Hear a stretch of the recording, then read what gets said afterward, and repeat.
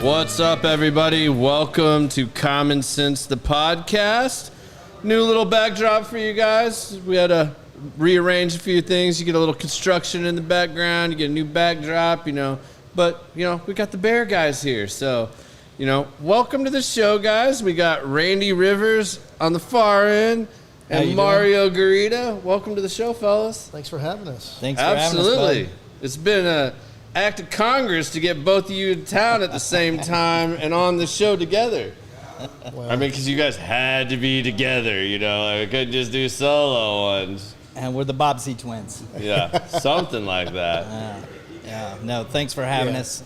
No, absolutely. Glad I've to been be looking here. forward to this. Yeah. Glad to be here. Yeah, no. Doesn't take much when you offer some really good bourbon and cigars. Yeah, you offer a few Little bribery, I cigars, think. you offer a little bit of bourbon. We're pretty easy and- once Yeah. that came up. Well, you guys are like cigar connoisseurs, so you're up there. You guys give me shit, but Mario especially, you're super cigar aficionado over here. I'm not George Burns yet, but I'm Not yet. I'm getting close. You're working on it. And don't even say I'm as old as George Burns, because that's not even close. Yeah. We're already starting there. I see. Uh-huh. Yeah, I knew it was going to get there pretty quick tonight. Because the three of us in a room together, there's going to be a lot of shit talking. So y'all are forewarned right now. This is going to go back. We've known each other for 15 years now. So It's been a minute. It's been a minute. No I'm doubt. happy to have another OU guy on here. I've had a lot of Longhorns on here, and I've had an OU streak going, which will come to an end real soon. But I wouldn't recommend it, but I appreciate you bringing the smoke wagon. I said it's an Oklahoma smoke show yeah, kind of night, so I appreciate that. yeah, You know what us Okies enjoy. And, yeah, you can't go wrong pairing smoke wagon with cigars. It's just good. I actually hadn't had this rye, so you guys always ask, what are we smoking, what are we drinking? Well, tonight it's all smoke wagon, so that's out of Nevada. This stuff is super hard to get at times, especially the uncut, unfiltered, which we got here. That's what they're drinking. I had to try the rye because I hadn't had it yet.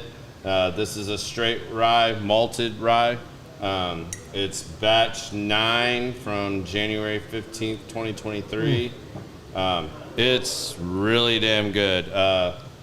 Although I just had a really good ride the other day. My buddies in the locals just did 2 picks with not Still Austin, 6th Street down in Austin. And they got some 11-year-old-ish MGP rye.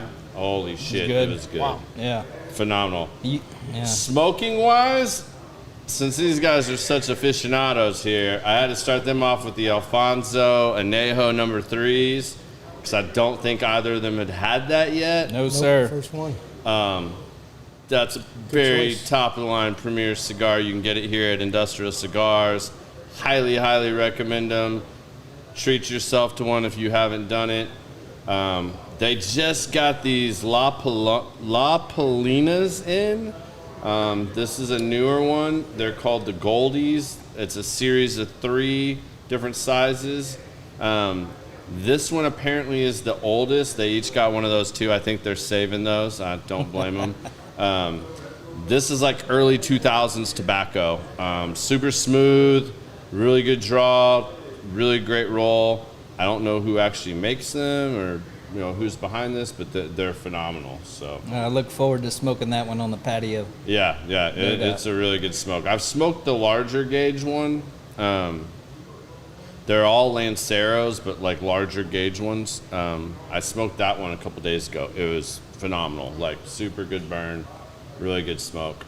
I think you guys will like those. Great choice, Garrett. Great Yeah. choice. We Wow. appreciate the gifts. There's no doubt to get us here. You didn't have to go this top of the line for me. I am from Oklahoma. You made me get you a mani and pedi and send you to the spa and everything else. I was surprised you didn't ask for a makeup artist or something. I thought I was getting a makeup artist. That's why I showed up early. But appreciate the non-makeup I try. out there. Yeah.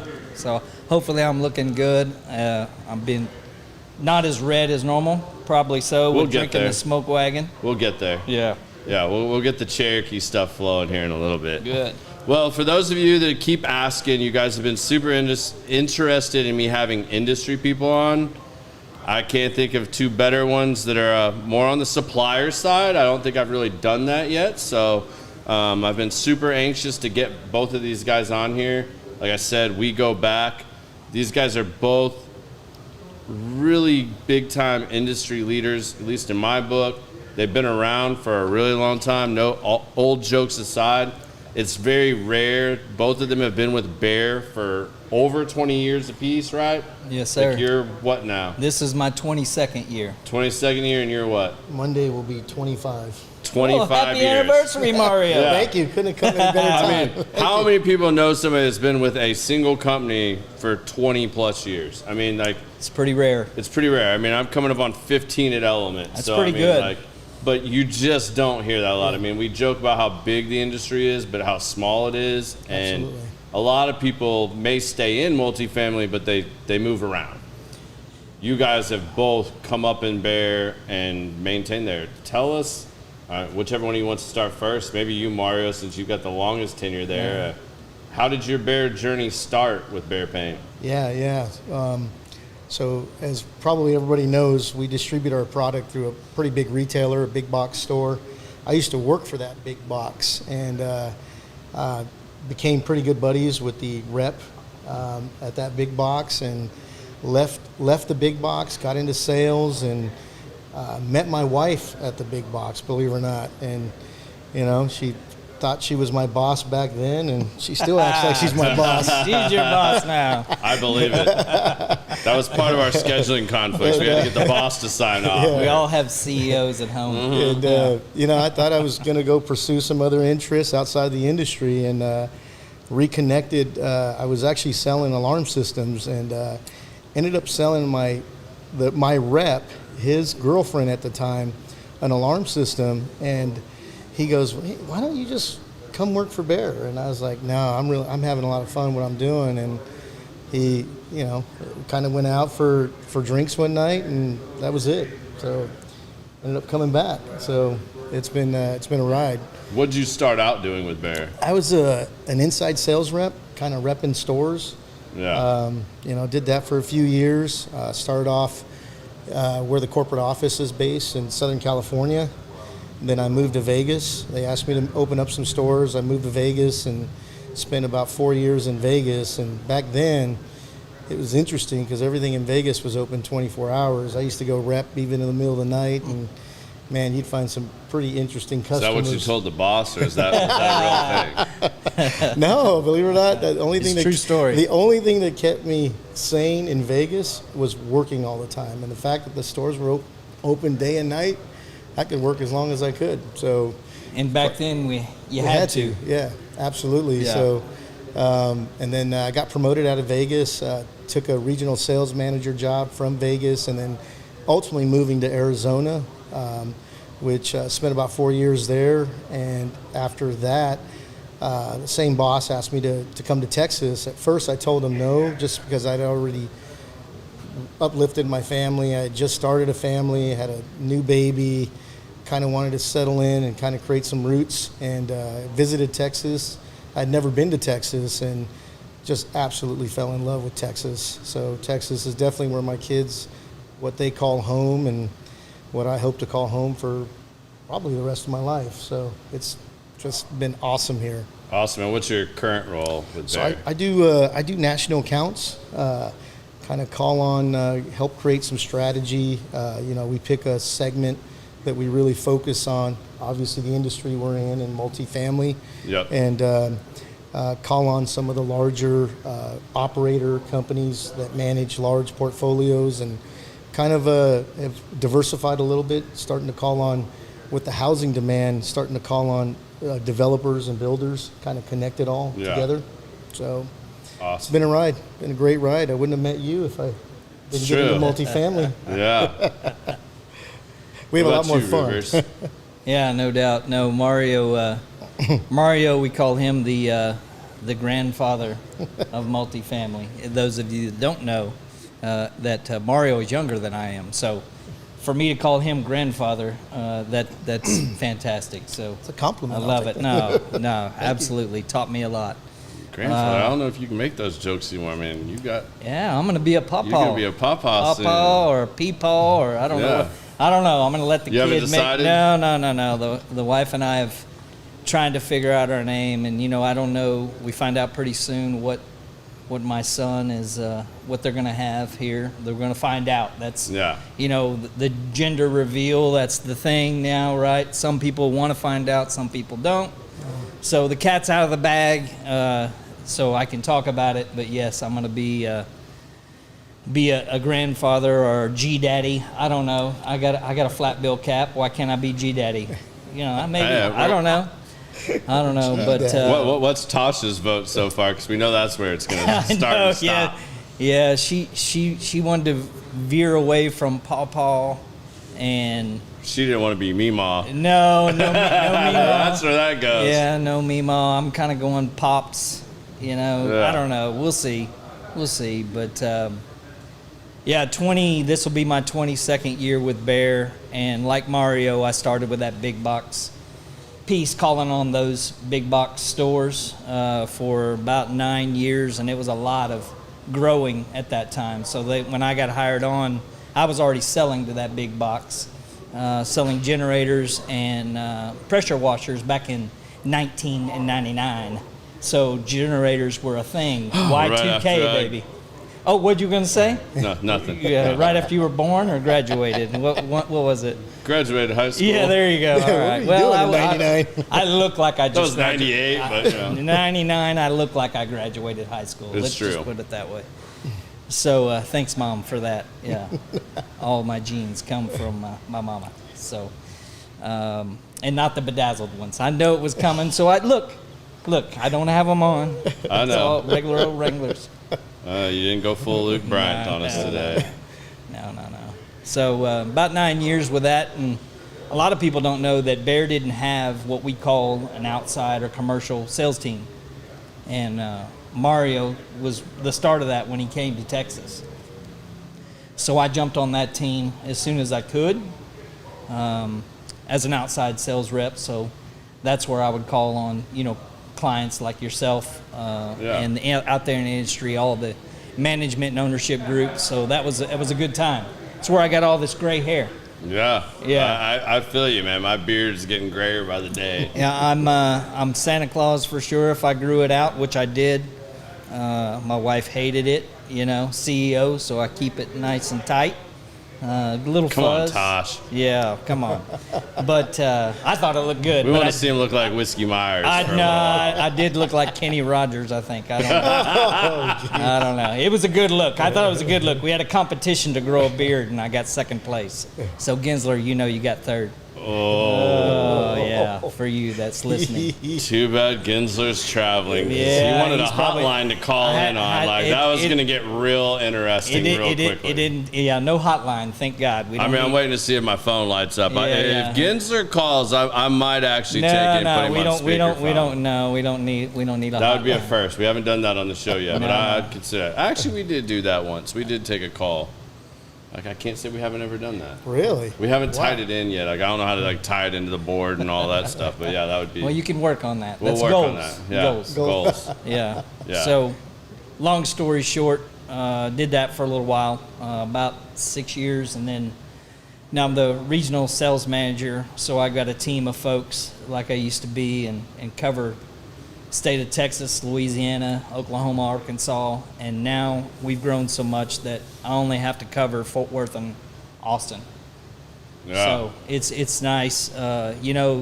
What you said is so true. Not a lot of people have been in their one job for over 15 years is great. 20 years, when I first started with Behr, and I saw, at our award show, and people been there 20 years, 30 years, I was like, I want to be that guy one day. Yeah. I want to be somewhere where I belong, and our culture is really, really good. Our company's great. A lot of people leave and wish they hadn't. Yeah. So it's true. I think when it comes to common sense, I kind of said, hey man, are you going to talk about common sense to me? Staying with a company that treats you right, it's common sense. Yeah. To me. That's common sense. So everything you guys have done has always been top notch. I'll never forget early on when I got to go do the Behr experience in California. I mean, I don't even know if you guys still do that, but like that was so badass. Like you guys treat everybody like royalty. I mean, it wasn't just a bunch of sales guys there either. I mean, there was painters, owners of paint companies, there was management guys there, there was GC guys there, owners and sales guys. Like that was a trip I'll never forget. Like that was just an amazing trip, and like learning all the intricacies of what you guys do that differentiates you from the industry. Really cool. Very well done. Yeah, we still do that trip. We're getting ready to do another, and we've had some great times out there, right, Mario? Yeah, Mario's gotten to go to a lot more than I have, but I think that was the one where do you remember the sandcastle that was in the middle of the lobby? Oh, that was somewhat restructured. The big one I remember. Renovated. I remember Randy betting a Hyundai. yeah, some guy from Boston, when I said I'll bet a Hyundai Yeah. that they don't make the Super Bowl, which they didn't. He was convinced that you bet him a Hyundai. He thought I bet him a car, and I said I bet him a Hyundai. He didn't know what a Hyundai was. I asked the room. That's and most that's people a southern knew, thing, man. most people knew what a Hyundai was, but this guy from Boston didn't know what. Oh man, he thought it was a Hyundai. Pure greatness out of nowhere. So I should have received a car. Yeah, I think he owes you a Hyundai. No, they didn't make it. They didn't make it that year. So no, that was a great trip, and I was glad to be alongside you, and we got to play Pelican Hill. Pelican Hill while was we were awesome. out there. That was great. It was good experience. So I mean, I think the cool things too was seeing some of the stuff that you guys like behind the scenes show. Like at the time, I didn't know. Like when you guys get a Behr, you know, we get asked to on my GC side, we get asked to like help with colors sometimes on paint jobs and stuff. Like knowing that like. It's called a fan deck when they give you the big fan deck of cards that has all the colors on it. I think you guys are still the only ones that actually put paint on your fan deck. Like what you're seeing is that actual color in paint. Like it's not printed, it's not, I mean, I guess it is kind of printed, but it's printed with paint. Yep. So that, you know, just little things like that was super cool to learn. I mean, you guys really empower people to help them sell your product, you know, which is really cool because the paint industry is super hard. It's tough. I've always joked if I ever went anywhere else, I would probably be selling paint. Like, you know, like that's, to me, like I feel like that would be like my next option. But it's such a hard job, and like there's so many people that have input on paint when it comes to making a paint decision. That getting to the right person or dealing with that, what has worked best for you guys on that? Because that's always the biggest thing. Like once you get the job, it's how many samples do we have to put up? How are we going to how many renderings do we have to do? How do we get them to the color combo that they want? Yeah, that's what does 20 plus years say on this? I'm super interested to hear.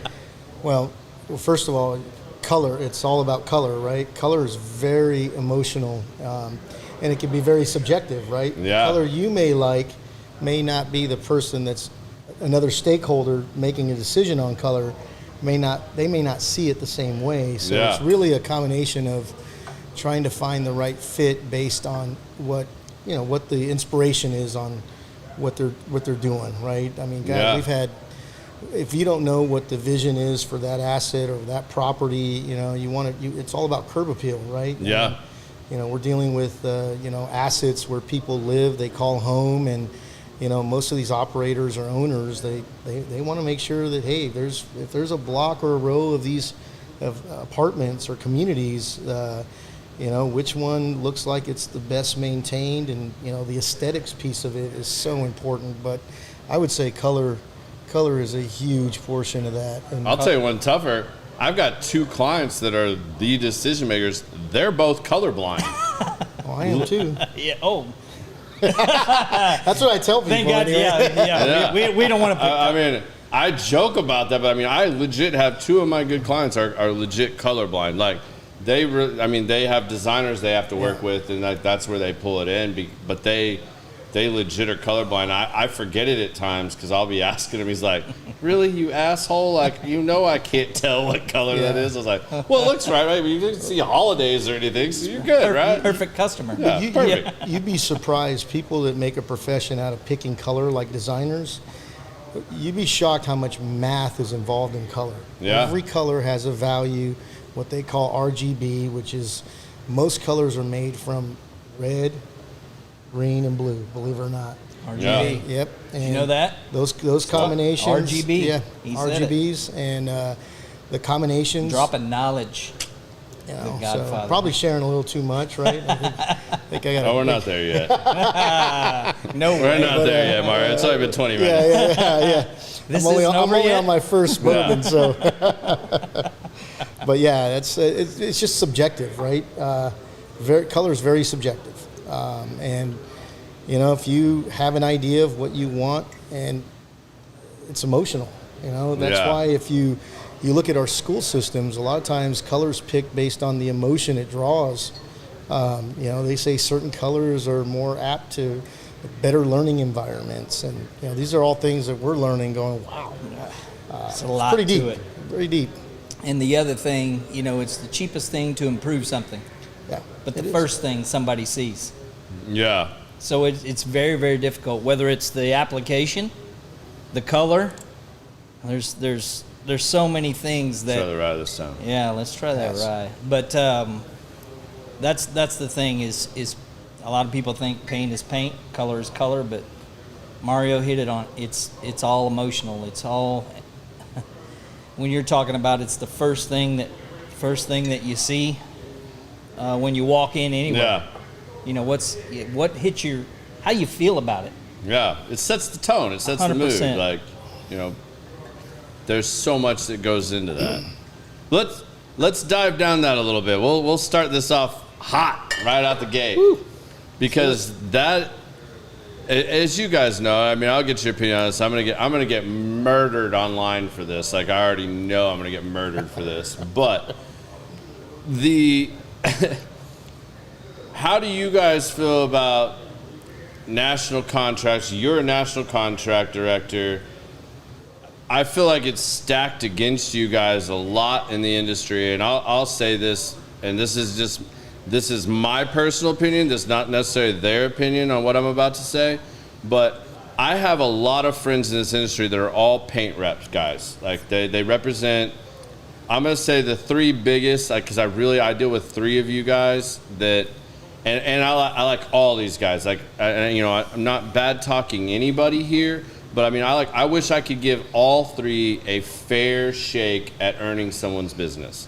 That's always my goal. I've always maintained with any of my paint reps, if you give me a lead, I will never invite another painter to bid that for you. That's your client. I'll never break that boundary, and I would expect the same, to the degree that you guys can. We all know there's typically in our industry 3 bids on everything. If you're throwing me the game, just know I'm not going to invite somebody to the party that, when you gave me that lead. But I always get frustrated because, and just being honest, like, there's really 2 of you, in my opinion, that really dominate the industry. You guys have the big box name. And as amazing as that is, that doesn't help you guys tremendously in our industry. Like, even though you have the biggest box name partnered with you, it doesn't, that's not really like an upper hand. Like, it's not like you would think that'd be like an ace you could pull out your sleeve and be like, bam, though that's distribution. That's, hey, you walk right down the street, you can get this.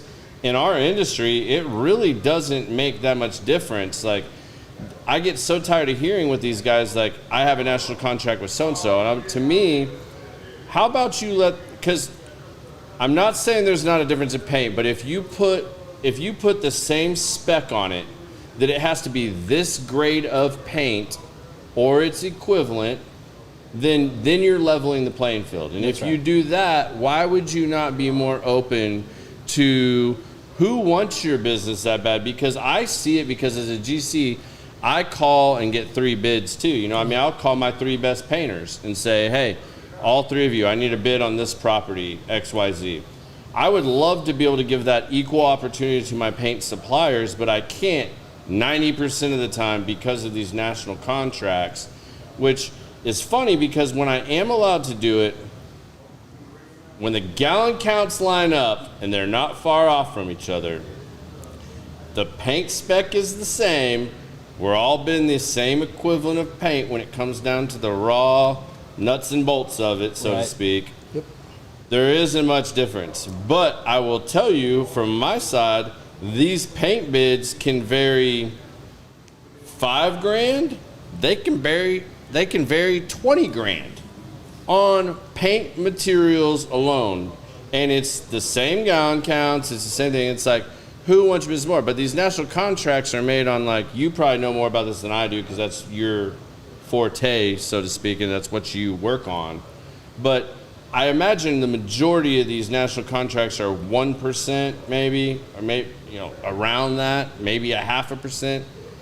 If you're saving 0.5% on a, let's just say, $100,000 paint job, and you did 10 of those in a year, so you spent $1 million in paint, and you're getting back, $5,000, maybe $10,000 in rebates, but I could have saved you 10, 20 grand on every one of those paint jobs. Yeah. Like, where do you think that lies so hard? Why is that pull so hard that owners, as much as they are, and I know it's kind of a long-winded question to get here, but owners are so, what are you, Bob especially Stern? right now, they're so dollar conscious right now. Like, everything, like lowest bid wins right now in this market. Right now. It is cutthroat. Lowest bid wins. So why do you think it is that, like, they stick to these national contracts, which really don't matter? I mean, it's like a non-compete, really. Like, it really doesn't hold up to a pile of beans other than, like, somebody's getting a check at the end of the year, which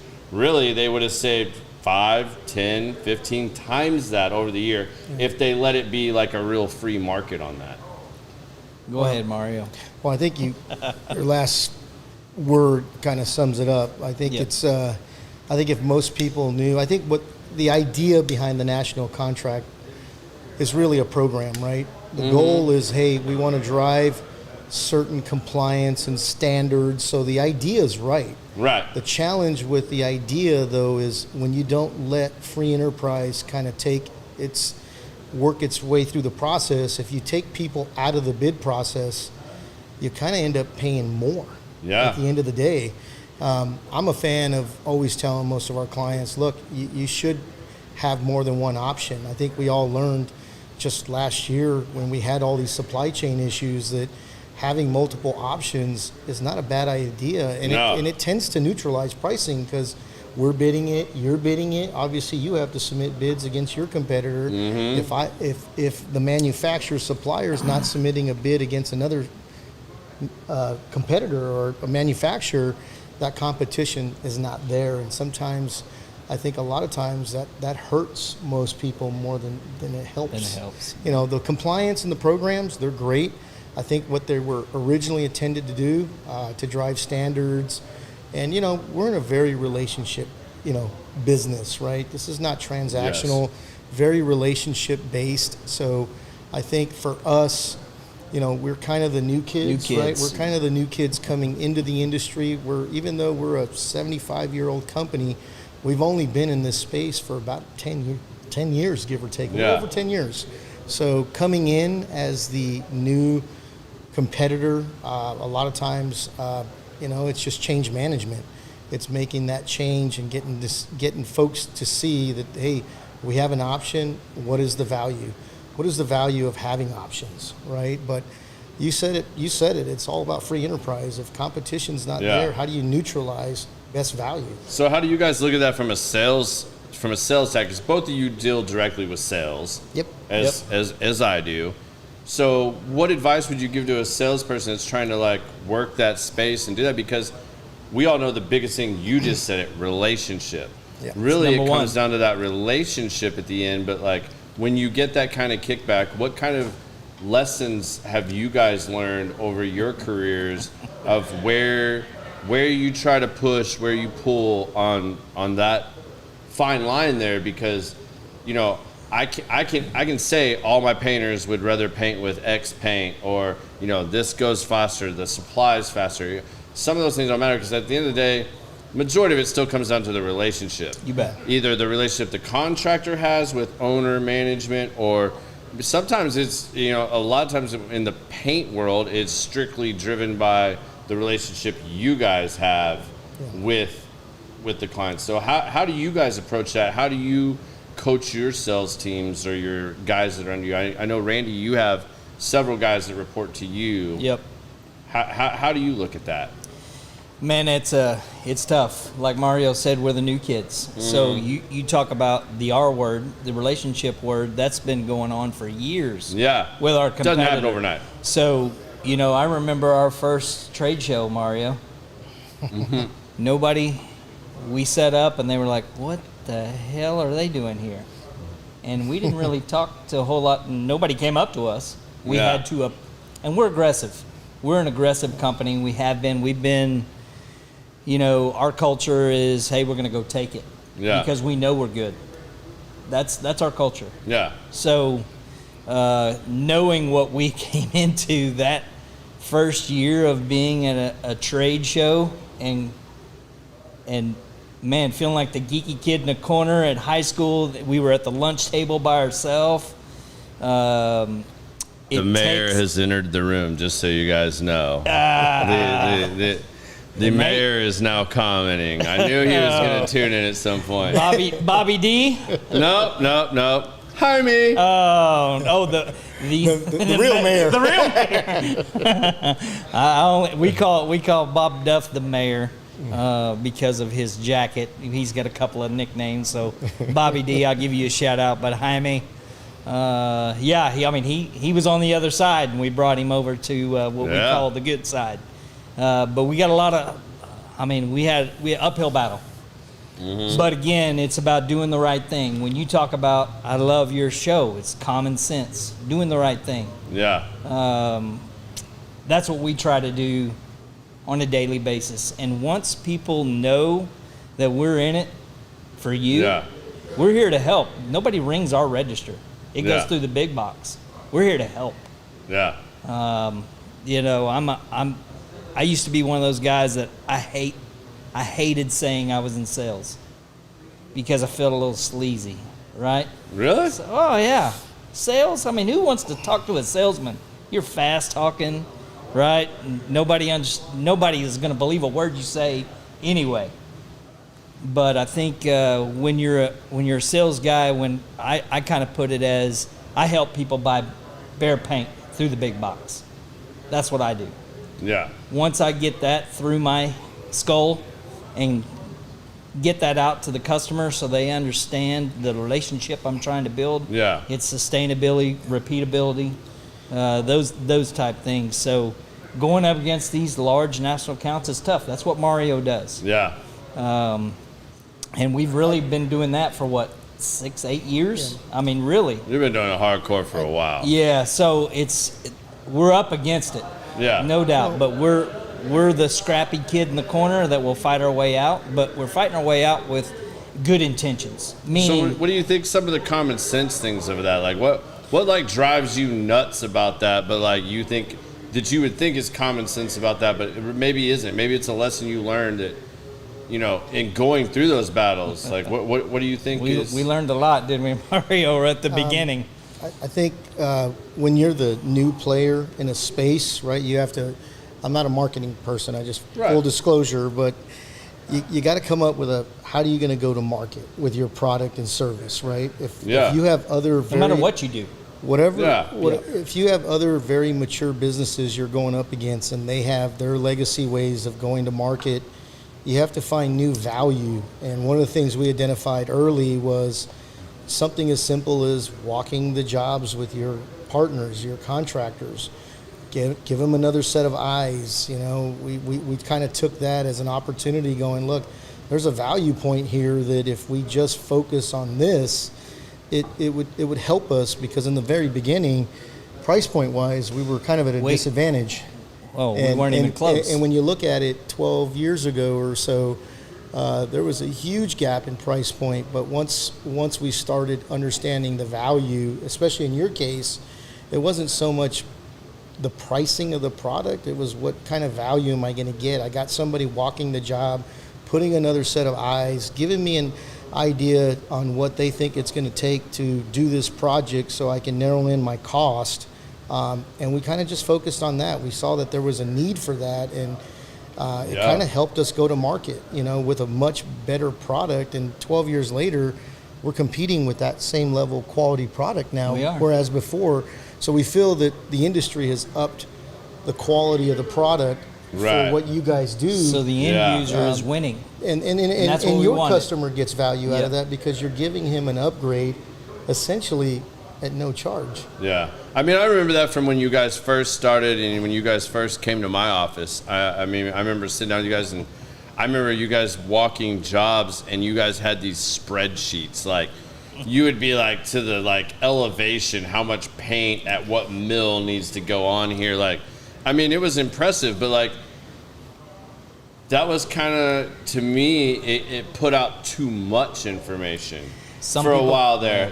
At some point, that went over a lot of people's heads. But one thing you talked about of adding value, I've gone to war over this because I don't ask my estimators to go and figure out how much paint needs to go on a building.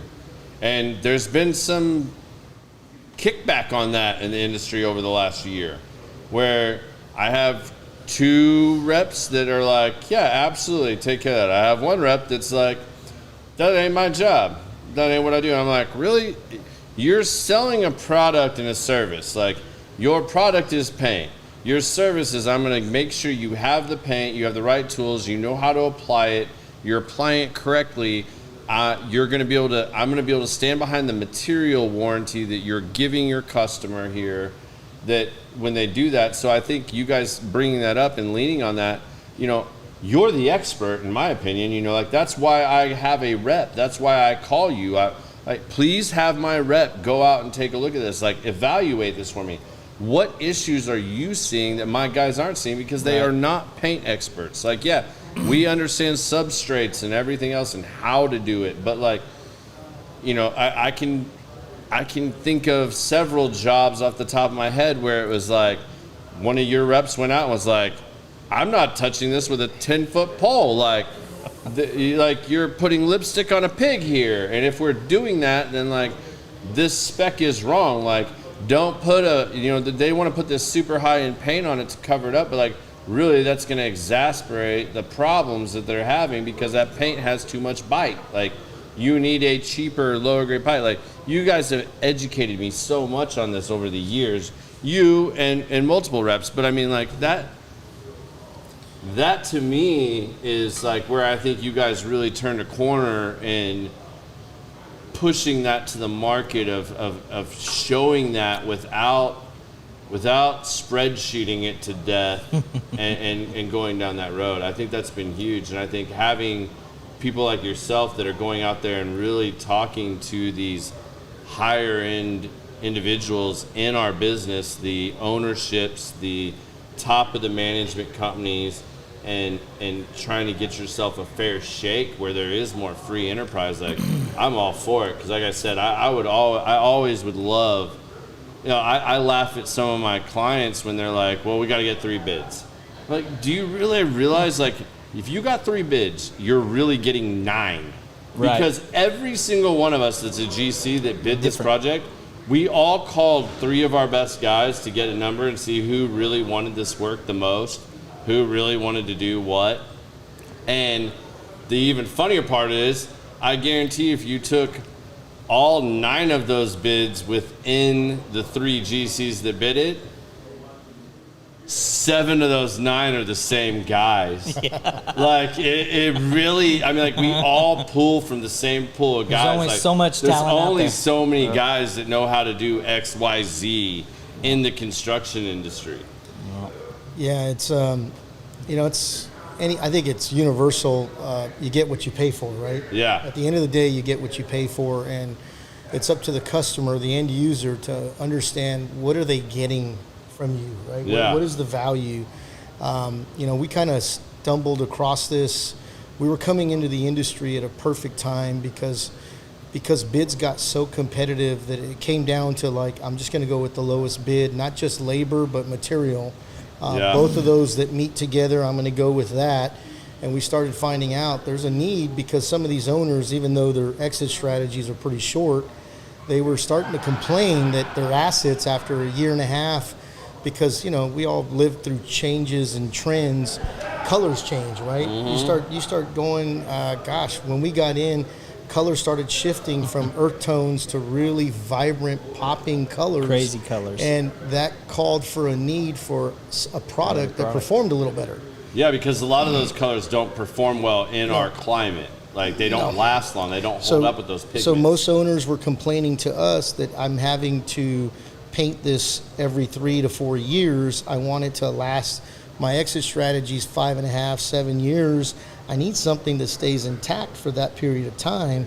And, lucky for us, we're a premium manufacturer, so we just happened to present the right product at the right time. We had to get over that initial price gap, but it's like anything else. When you compare an apple to an orange, you have to find the gap. What's the difference? Yeah. What does the higher price product offer me? And when we started reviewing, not to bring up spreadsheets, but where the spreadsheets come in is we started looking at jobs we finished, and we started analyzing, well, you're within the delta of what you were used to bidding with a lower grade product.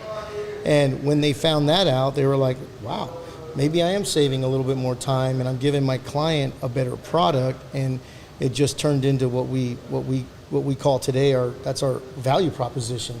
We're going to give you we're going to give you a better product for the same price. Really is what it comes down to. That's the breakdown. And it's universal. You get what you pay for. You pay a little bit more for a product, you should get something more out of that. In our industry, it refers to life cycles of a building, right? The better the product you put on, the longer it should last and protect and beautify your asset, which is a investment property. It's a huge investment, right? Where do you guys work on training with your sales guys and stuff on that?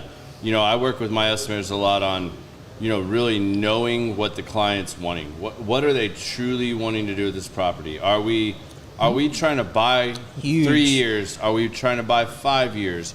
Are we doing this? Because sometimes what they're saying they want is different than what they really want. You know what I mean? Find that out. How do you guys coach your guys on that? Because I'm always looking at ways to coach my guys on that. Even teaching guys, because we hire a lot of guys from the insurance side when it comes to estimating, and teaching them the difference between an A property, a B property, and a C property.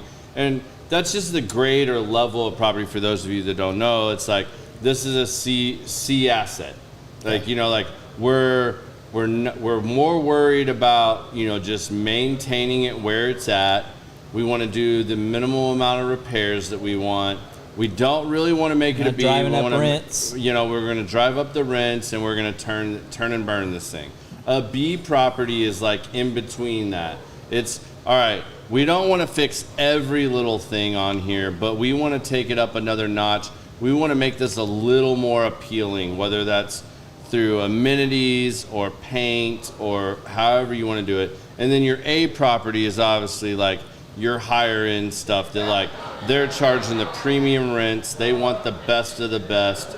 But how do you teach your guys to navigate, and how do you guys look at navigating that? Because sometimes they might say, I want, an elastomeric on here, or maybe they won't say an elastomeric. Maybe elastomeric is what everything's telling you that property needs because of their plan on holding it and how long they want it to last. But they're wanting a lesser grade price point. Like, so where are you guys how are you guys navigating that? So I'll start with answering, we got to define. So the client that we typically deal with is a real estate professional, right? They're not a contractor. They're not a paint expert per se.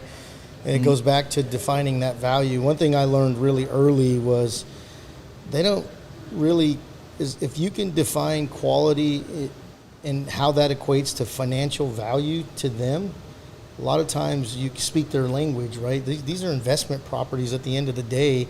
They want a good finished product, whether it's installed or the product itself, but they don't want to pay a whole lot more. Right. Probably the most typical response we get in the industry is, I love your paint. I used it to paint my house, but I won't paint my investment property because you're too expensive. Yep. And Absolutely. when we dig into the financial numbers, right, and I'm just going to throw some vague numbers. Let's say your estimator budgets a job to be material-wise $100 a unit. If you give the client the choice between a little better product or let's say something that may not last as long, they're always going to choose the better product, but they don't want to pay more for it. And a lot of times we just go, well, you shouldn't have to, because when you look at yield, even our competitors, they make really good products, but what we found is they don't always promote those better products because they know it's a harder sell. Well, they're Yeah. being, No, it's a they're harder being sell. asked for something Yeah. a little less expensive. Because the person asking them is a real estate professional, and when they look at our product or category, they look at it as a commodity. How do you buy gas, right? There's people that'll drive 10 miles out of the way to go pay 10 cents less per gas. Yeah. You know, so when you buy our product, it's considered a commoditized product, and you almost buy it habitually the same way, Yep. unless you know you're getting something else out of the product. And For the service. yeah, and it's just educating With them. life. It's getting them to understand that, look, it shouldn't cost you anymore if your contractor installs it correctly. It really shouldn't cost you. You should be able to get a better product for about the same price, because if you're dealing with a product, right, that's, let's just say $12 a gallon versus 18, the product that's 18 costs more for a reason. It should get you something more out of that product, Yeah. whether it's yield, coverage, whatever it is. And we It doesn't matter whether it's paint, whether it's a car, whether it's, I mean, It's you want to universal. talk about common Yeah. sense? Yeah. It's universal. Well, I mean, you can go common sense on that too, because I can show you examples, or I could tell you about an example. Like, this happens all the time on our end. I'm trying to think of how I can do this in paint, but I'm just going to go with like a balcony rebuild. Let's just kind of go there if you can picture that. Like, so I go out and they're like, hey, we just want to like Band-Aid this. And I go, all right, it's been Band-Aided. Like, but right now I can go ahead and I can take care of these things. We can put it back together, and it's going to cost you, let's just say 15 grand. Yep. Okay. 15 grand right now. And they're like, oh man, we only had 5. We want to do the 5 grand deal right now. And I'm like, okay, I can do that 5 grand Band-Aid, but when this fails and I can't warranty it, Spend more it's money. going to be about, you might get a year out of it. And You're if gonna that do doesn't another fit, 5 grand, when another that 10 doesn't grand. fit their time frame, but then they end up, the market changes or something. Now they're holding this asset a little bit longer, or they're stuck with this asset. The asset won't sell, something like that. This is where I say I want to be the fly on the wall in this decision making, and I wish I could get more information out of the client sometimes, because I offered you right now, we can go ahead and fix this, and we can fix it right now for 15 grand. I know you only wanted to spend 5 grand, but a year from now, you're going to have spent 5 grand. That 15 grand number is going to jump to 25 grand.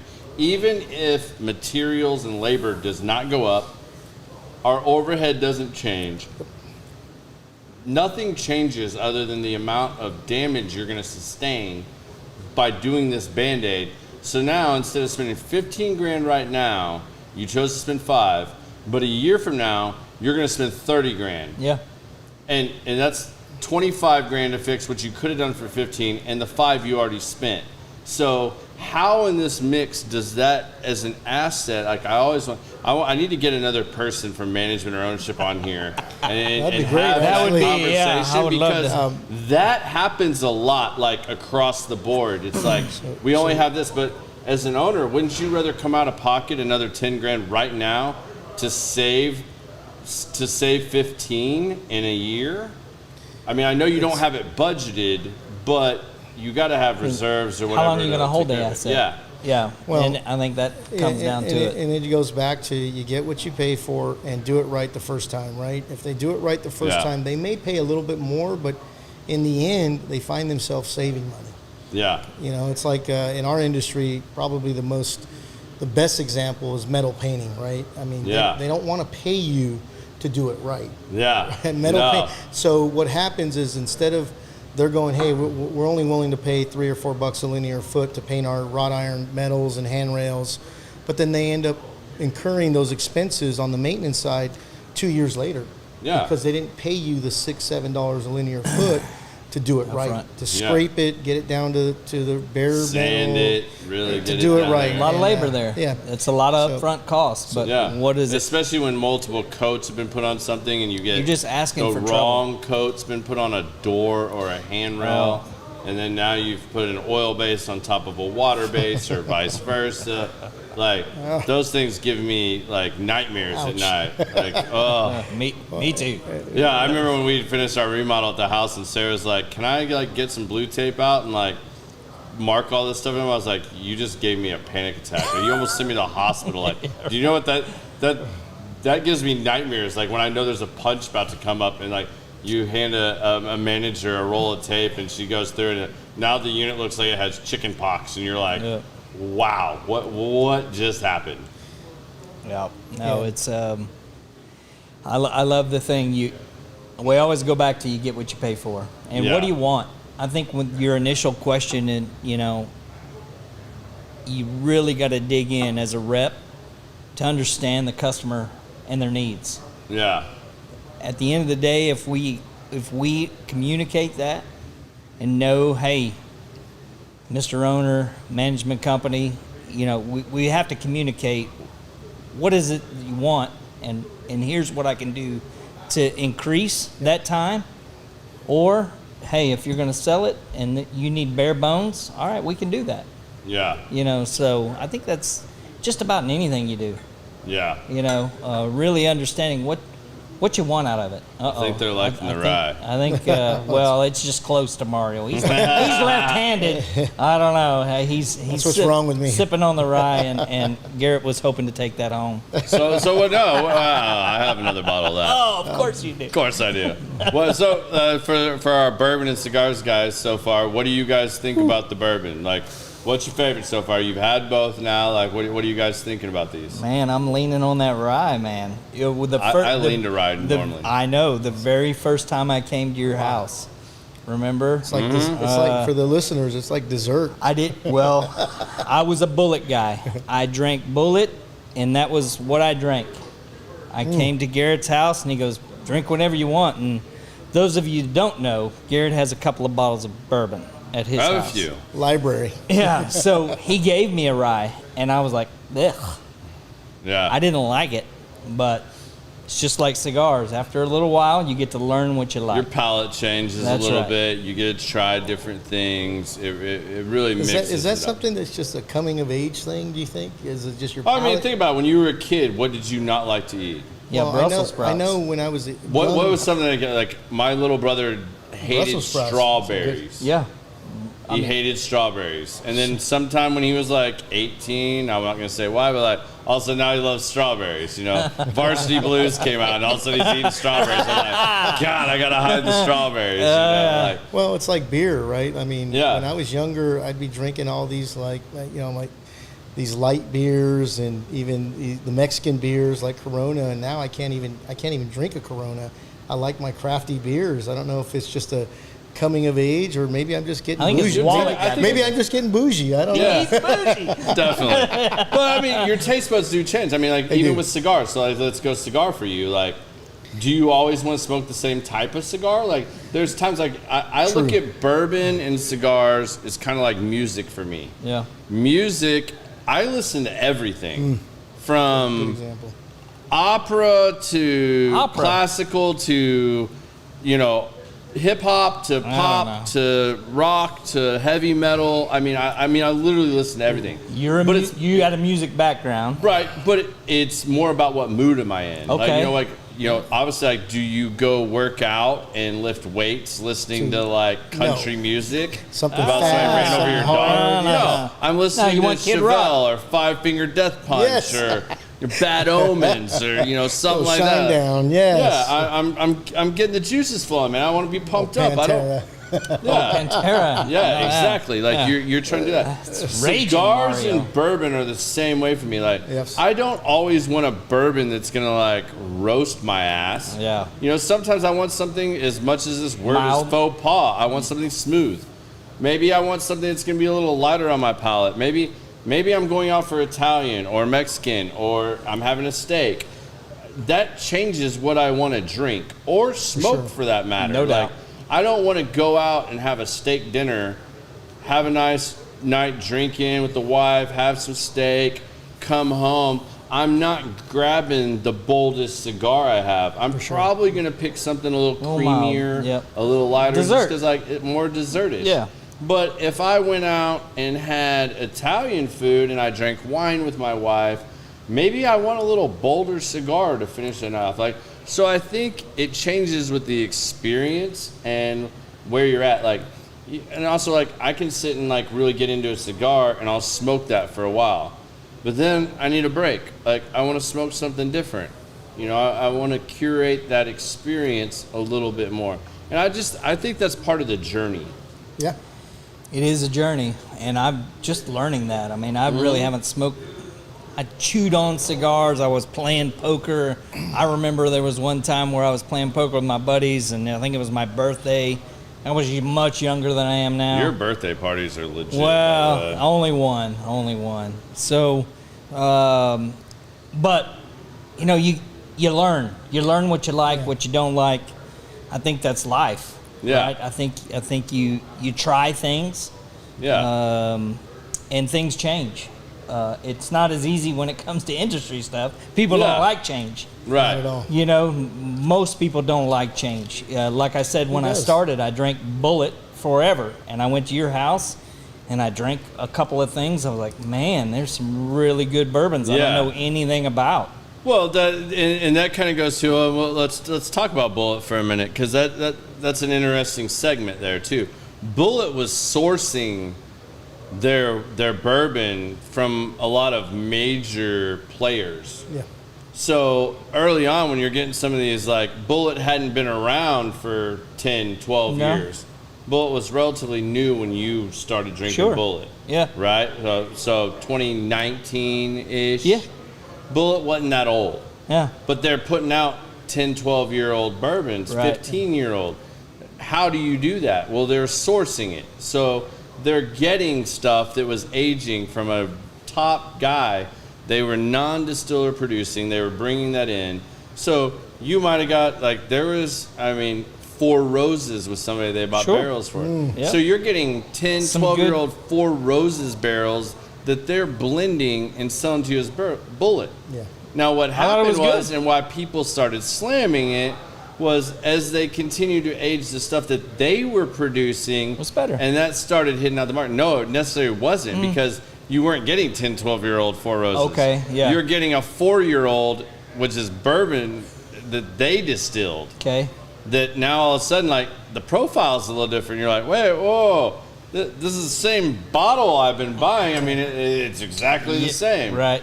Oh, but the age statement's a little bit, or it doesn't have an age statement. Sure. Now that stuff's changing the game a little bit. So that's where, and you know, you were at a unique point in your bourbon journey when you came over and started hanging Yep. out with me a little bit more, where I didn't chase the big allocated stuff. I was really trying to find craft distillers that were doing something really unique. So, you know, still to this day, that's something I do more of. That, like, I want people to try people that are trying to do unique, fun things with that. Like, enjoy spirits. I mean, I've not drank a lot of bourbon in the last 8 months.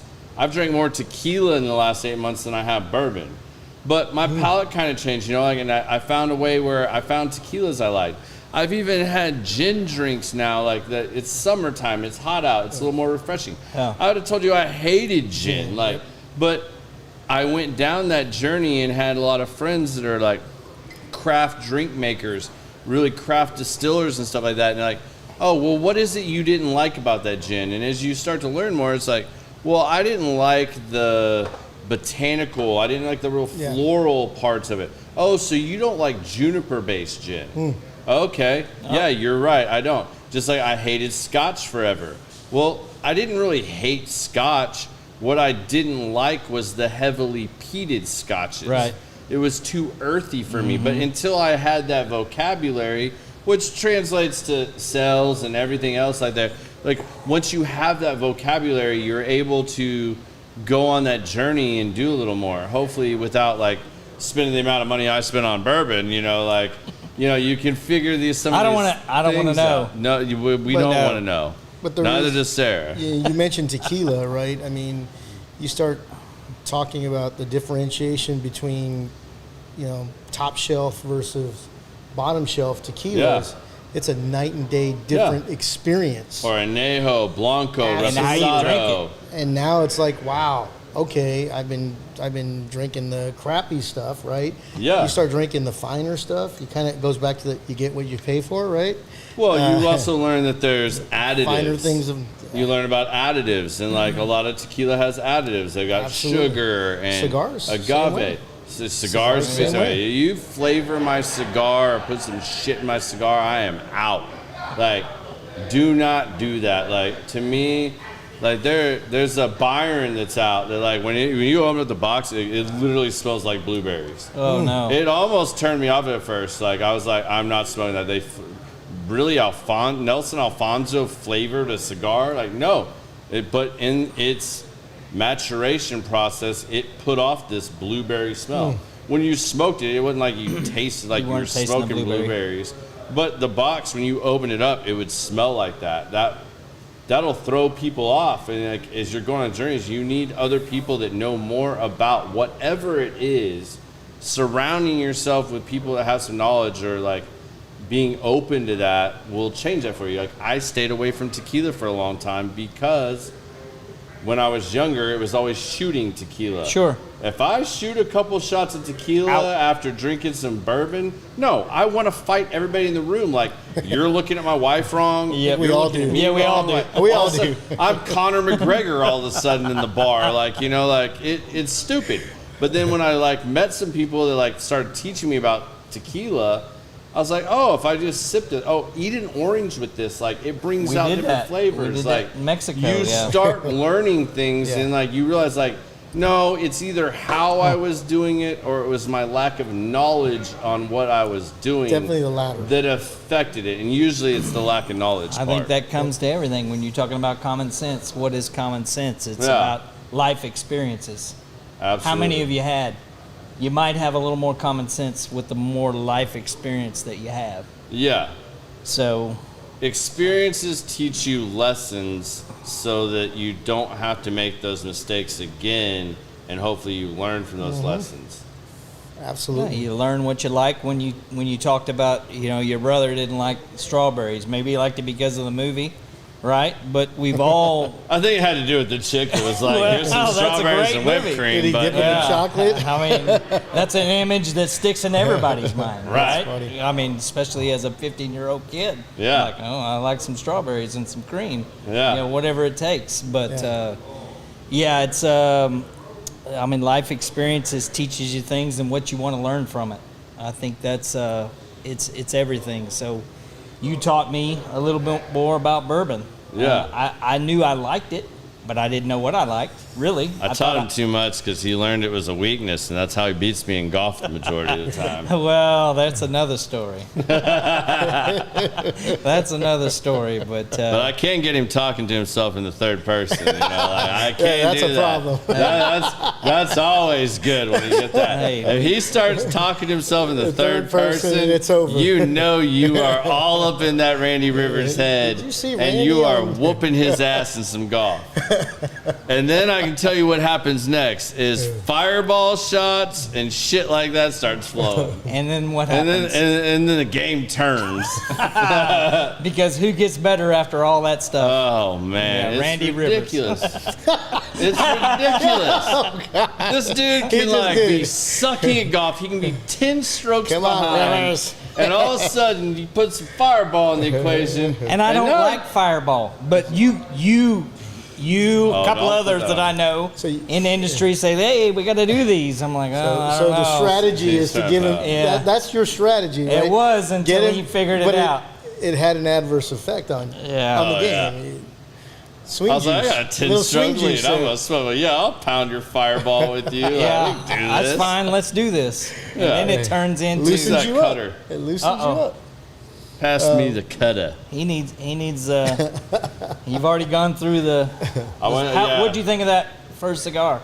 It is really good. I see why the guys say that one in particular is better. I know it has, and I'm gonna mess this up. Like, it's early 2000s tobacco, so it's got like 4 years older tobacco than the one I smoked previously. Okay.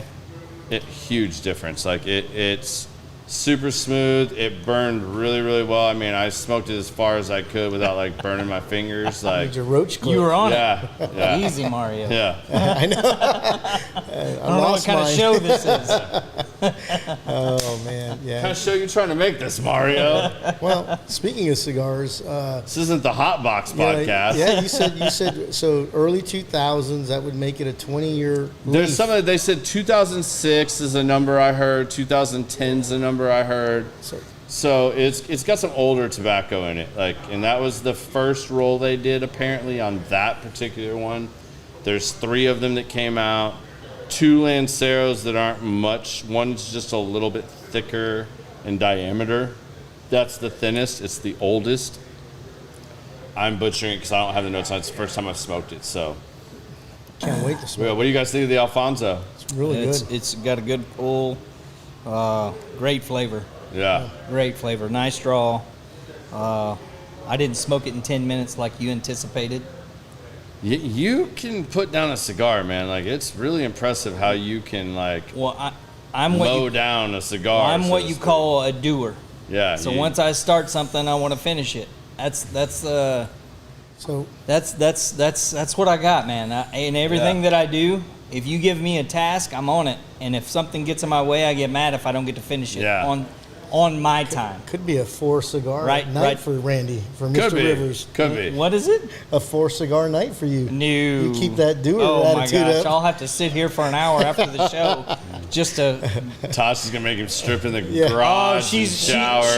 she's already Yeah. said. She said it's going to be a late night. You're going to smoke cigars. Let me put your pillow on the couch because don't wake me up. He's snoring. Yes, Yeah. well, snoring one because of bourbon. Yeah. Smelling like a stinky cigar. Don't come in my bed smelling like that. Yeah. Don't wake me up taking a shower. You Yeah. know, we all have rules, right? Yeah, and I know absolutely. I don't want to do that. I don't No. want to be in the doghouse. No. But you know, you have to ask permission. You know, hey, this is once in a. Hey, I'm glad to be here. Yeah. There's no doubt. Absolutely. We've been talking about it for a while. Mario's schedule's too crazy. Mario's schedule's insane, man. I don't know how you do it, man. He's a machine. I usually My wife would lose her mind if I traveled as much The as luxury of travel, though, is you get to visit all these cigar bars, right? Don't rub it in right now. You have That's what you're doing. Do you have the where to smoke? This is a cigar pretty at? nice one, though, right, Where Mario? where to smoke at cigar wherever you are in the country. You pull this app up and it'll tell you the nearest cigar bar. You're gonna have to share that with me, and like, if you got a good one in Cabo, I want to know because I'm going to Cabo at the end of the month for my 10-year anniversary. So, you got a good one, I want to know. I'm sure so, you can pull So one. how do you feel about Cubans? Tell me your thoughts on Cubans. Because, you know, I have a very interesting, for the longest time, somebody would give me a Cuban, and until I think I smoked a real Cuban, I could tell the difference. Okay. So my experience with cigars and Cubans has been this so far. Cubans are good. There's really old ones. Like you can go in there, like here at Industrial, they have pre-embargo Cubans. I mean, they're super expensive. They're old. They're really. I mean, like, and I've smoked a couple of them. Like, they're good. I think Cubans get played out right now because from what I know, the research I've done and what I've been told by people that know way more about cigars than me. So the Russians, when the U.S. did the embargo on Cuba, the Russians used to dump a lot of money into Cuba. Of course. To help them with their farming, nutrients in the ground, stuff like that. Well, over the last decade or so, they haven't been pouring as much money into Cuba. So the amount of stuff that's getting pulled and used in those grounds, like, you know, it's just like re-fertilizing, putting those nutrients back in the ground. That tobacco's not the same. Like, so I think old Cuban cigars are probably phenomenal. Yeah. I mean, the ones I've smoked have all been great. Like, can't say anything bad about them. But I don't think it's like the end-all be-all. It's kind of like Nike Reebok, you know, back in the day. Like, is it better? Like, is it the profile you prefer? Like, there's so many people doing things with cigars and from different origins, different rainforests, different this and that, where they're getting their tobacco and different fermenting processes and stuff like that. That I think I'm spoiled because here at Industrial, their humidor is so curated. I mean, yeah, there's a couple bad cigars in their humidor, and it's stuff that they have to put out there, and it's in there. You know, like most people know what that is.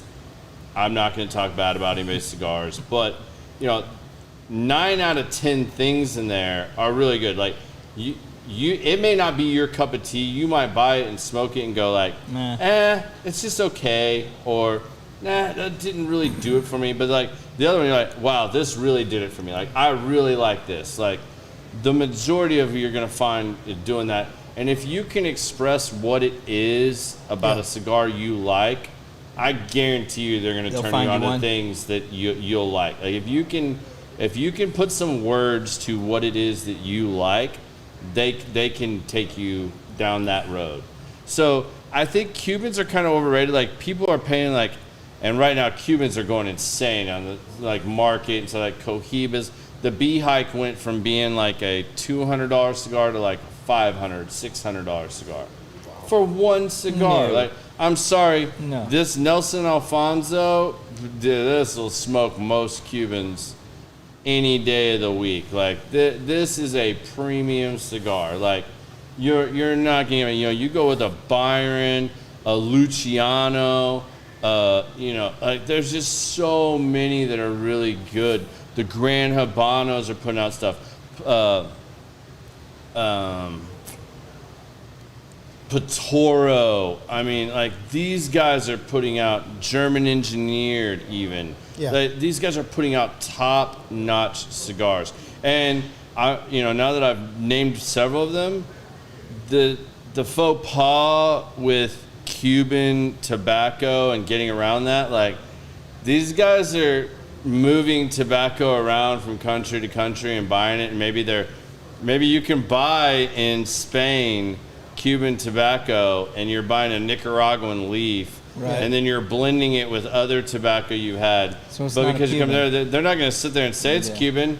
They're going to tell you that it's got Cuban tobacco in it. No, because if they did that, you now couldn't sell that tobacco in the U.S. Yep. So if you talk to people in the know, you'll find out that there's a lot of tobacco that is Cuban based in cigars that you're smoking. Yep. But most of the time, you don't even know that. Right. You're more, is it a good smoke? Does it burn good? Right. Yeah. Is it? That's even burn. Is it smooth? Yeah, smooth. Is it hitting my flavor profile? That's all I know. I don't know much. Yeah, I think it comes down to how they process, age the leaf, where it's aged. There is truth about where the leaf ages and how it ages. Something about being near the equator. There's something to be said about that. Nelson does his for the most enormous amount of time. I don't even want to say. Do you know, Biz? Like I'm gonna mess up. Like 10 years, his stuff. It's something crazy Something like that. And they have their own. Each blend has its own individual aging room. Yeah, like cedar room, like type. Wood is specially blended for each cigar. Yeah. Wow. Every cigar Yeah. has its own place and ages for like Its own wood. for its own ammonia and stuff that changes and makes the one smell like blueberries, whatever. Like that's in its own room. Like And somebody likes that. yeah, It no, doesn't I'm telling you, matter. Yeah. that cigar is phenomenal. Yeah. It turned me off right at first because somebody gave me an acid cigar. I'll say this, I don't care, an acid cigar, and I was like, this is shit. But it's one of the number one cigars sold to military guys. Military guys love it. It's got a sugary wrapper. They put some sugar in it and stuff I've like smoked that. one. Like it was not my cup of tea. Yeah. Some of them are flavored, and I'm like, Yeah. I don't. If I want flavor, I want it in my Mio for my water. Like I don't want to smoke a cigar that tastes like strawberry kiwi or you know, whatever, something crazy. That one just turned me off because someone was telling me about it, and they're like, hey, check this out. They opened the box, like a brand new box that they're putting out on the shelf, and was like, smell this. And like when they did that, man, it's blueberry muffins. Like it's what you smell immediately. And I was like, I don't want to smoke a cigar that tastes like blueberries. Like I'm out on that. And then I finally smoked one. Someone gave me one, like, no, smoke this. You'll thank me later. Absolutely. Didn't taste like blueberries. Right. And even when he handed me it outside of the box, it didn't smell like blueberries. Right. But when you open that fresh box, it smells like blueberries. No bullshit. Like I thought they were messing with me at first, but like, yeah, it's legit. What do you think about Cubans? Like, what's your experience been? Similar. The problem with me is I've smoked a lot of fake Cubans, and that, like you said, man, you can smoke a $10, $12 cigar, any wrapper, it tastes just the same.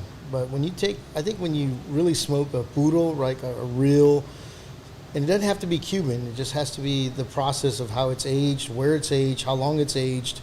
I think you'll appreciate that cigar, the draw, the smoke. I remember one of the first times I bought a $60 cigar. I was in Scottsdale, Arizona, and it was a really like just small cigar shop. He rolled a lot of his own cigars, and he had kind of tried to tell me, hey, the aging process, right? Every year it ages. He tried to equate it to monetarily. He's like, it's about $1 per year aged cigar. Yeah. You know, so if you're smoking, that's not far off. Yeah, if you're smoking a 50, 60 year, aged cigar, you're going to pay $50, $60. Yeah. And you're going to I just notice the peppery, a lot of the, the stuff that hits your palate, it's not necessarily there. When you're smoking a puro, you're just like, wow. I smoke a full cigar, with this diameter, probably even twice the size, and you walk away going, I didn't feel like I smoked a cigar. Yeah, so, there's a lot of that in the industry. Like Cohiba, like I brought one back from the last time I was in Cabo, and I'm telling you, like Cohiba is the one that gets, I think, counterfeited the most. Of course. Yeah. And these guys, it's like the everybody bands that they put on these cigars, like, and don't get me wrong, this Cohiba band, like, I knew it wasn't a bee hike. The guy was selling them as bee hikes. He wanted $60 for it. So, all right, you got me. Like, it's close enough. Like, I was analyzing everything, how it lined up on the wrappers. I brought it back and showed the guys here, and I was like, what do you guys think? They're like, that's the best damn fake I've ever seen so far. Like, that, like, all right, like, after, like, several minutes of, like, really analyzing it, they're like, all right, that's the only little thing, like, right, see this right here, that's off. Like, and it was literally like, that line where it meets is not perfectly vertical. It's a little bit off this way, so you can tell they overlapped it a little bit when they did it. Like, but otherwise, like, they perfectly mimicked it. Yeah. And again, I wasn't mad. It was still a really good cigar. Yeah. Now, if this guy had tried to charge me $300-$400 like for a bee hike, I was like, And you can ask him, show me a box you have that's unopened. Like right then and there is. You're going there with most of them fake. Yep. It's an open box. They've bought the box and they're just sitting in there, and they don't have anything else. Like they'll tell, oh, that's all I have. That's all that's left. Yeah. Right. You can tell that pretty quickly when you're traveling. It's just stuff I've learned recently. But you're right too on the age thing. Like bourbon's like that. So an 18-year-old bourbon, you should expect to pay about $180 for that. Yeah. It's almost like $10 for every year aged. Like, different bottles are going to go up from there. But I mean, like a baseline rule that people should look at is you should be paying about $10 for every year of age. That's good. I like that. A 10-year bottle should cost you about $100. $100. Yep. And that's fair. I mean, you think about it, like that's where a lot of stuff's ran out. People got on this big bourbon hike when the beer craze ended, and a lot of that's where it went because like everybody wanted something that was 12, 15, 18 years old. Didn't want to pay it. when you really look at it, the bourbons that are really, really good, that are older, Scotch is a whole different thing. Yep. But bourbon, Pappy Van Winkle, everybody knows Pappy. Yeah. Right. You got a 23-year-old, a 15, Yeah. a 12, a 10. There's not many people that can make a really good bourbon that's over 15 years old. I mean, because you think about it, after 15 years, the Angel share is very high. Mm-hmm. They're having to add water and, to get any type of, Amount. barrel quantity Yep. out of it. So it's been watered down. What is in there is super oaky because it's been in an oak barrel for 15 20 plus, years. That's not my thing. I find that most of what I prefer, if I want something older, it's gonna be that 12 to 15 year range. Like that's a sweet spot. 107 proof to about 121 proof is a sweet spot for me as well. I'm not a person that likes super hot. I mean, if it's That's hot. hotter, and That's hot to a lot and of if people, it though. drinks, yeah, a lot of Yeah. people are 80 proof, 80, 100 proof, 80, 90. 107. That's where my antique palate 107. changed after the bullet. I enjoyed a little hotter, a little more proof. I didn't drink as much. Now I'm drinking it neat. You told me. I didn't mix it with Coke. I did back in college. We all did, and the hangovers were way worse. 'cause Way you got all worse. that Too much sugar. Yeah. But I tell all the same way when you came over to my house. I said the same thing. Like, I'm not telling you have to drink it neat. I'm telling you to try it neat Yep. before you decide what you want to do with it. Yep. If you want one ice cube, several ice cubes, or you want to put a little splash of water in it, whatever. Just try it neat before you dive in and decide what you want to do. I mean, it could be one sip. Just know that way you experience the full flavor. You know what it is you like or don't like about it. You can go somewhere from there. You have a ground zero ground zero. to go Yep. from. Yep. Absolutely. No, yeah. It's been an experience. Yeah, For sure. Through, like you said, it was probably 2019. I drank beer before then, and then I couldn't drink beer like I Yeah. could drink beer before. you Yeah, know? your stomach changes Oh when you get my older. gosh, yeah. You drink more than 4 beers, Grandpa. it's like, oh yeah, here it is. But unless I'm in the pool and I have a light beer and Water changes the game for me. If I'm in water, you can give me whatever beer and I can drink. I yeah. drink beer all day long. All day. Take me out of the water, I don't want to drink beer. No. I don't feel like I ate a 72-ounce steak. Yeah, I'm not. And my friends, then my wife, they're like, Rivers, we never see you eat. I'm like, I can't. If I'm drinking beer, I cannot because I'm full. Yeah. Yeah. I'm completely full. Yeah. Maybe at the end of the night, but Changes things. it does change things. So, again, it's about life experiences and what you Yeah. know, and what you like. So what are some common sense things that drive you guys nuts? Like what are some things that people think is common sense that like you're like, no, you got this all wrong, or like just drives you guys crazy? Like, Oh man, I tell you, I just got back from a trip, Southwest Colorado. So it was a long drive with the fam. yeah, 2 kids, Two wife. kids, wife. I'm in the grocery getter that gets it. Yeah. I drive a truck that doesn't go very fast, but it just amazes me. Highway. God, how much it used to drive me crazy. Still does. If you ask Tasha, did I get upset on the way home? Sure I did. Why is this asshole in the left lane going 67 in a 65? Move Yeah. over. These are common sense things. Merging. Why does nobody in Texas know how to merge? We don't know how to do the zipper. I mean, it is mind blowing. Yeah. I mean, because that a as Texas a kid, thing, I got or my is that- license. I think it's a Texas thing because not everybody's from Texas anymore. Yeah, but like I got my license in Connecticut. 16, I took my driving test in a northeastern blizzard in a 6-speed Camaro.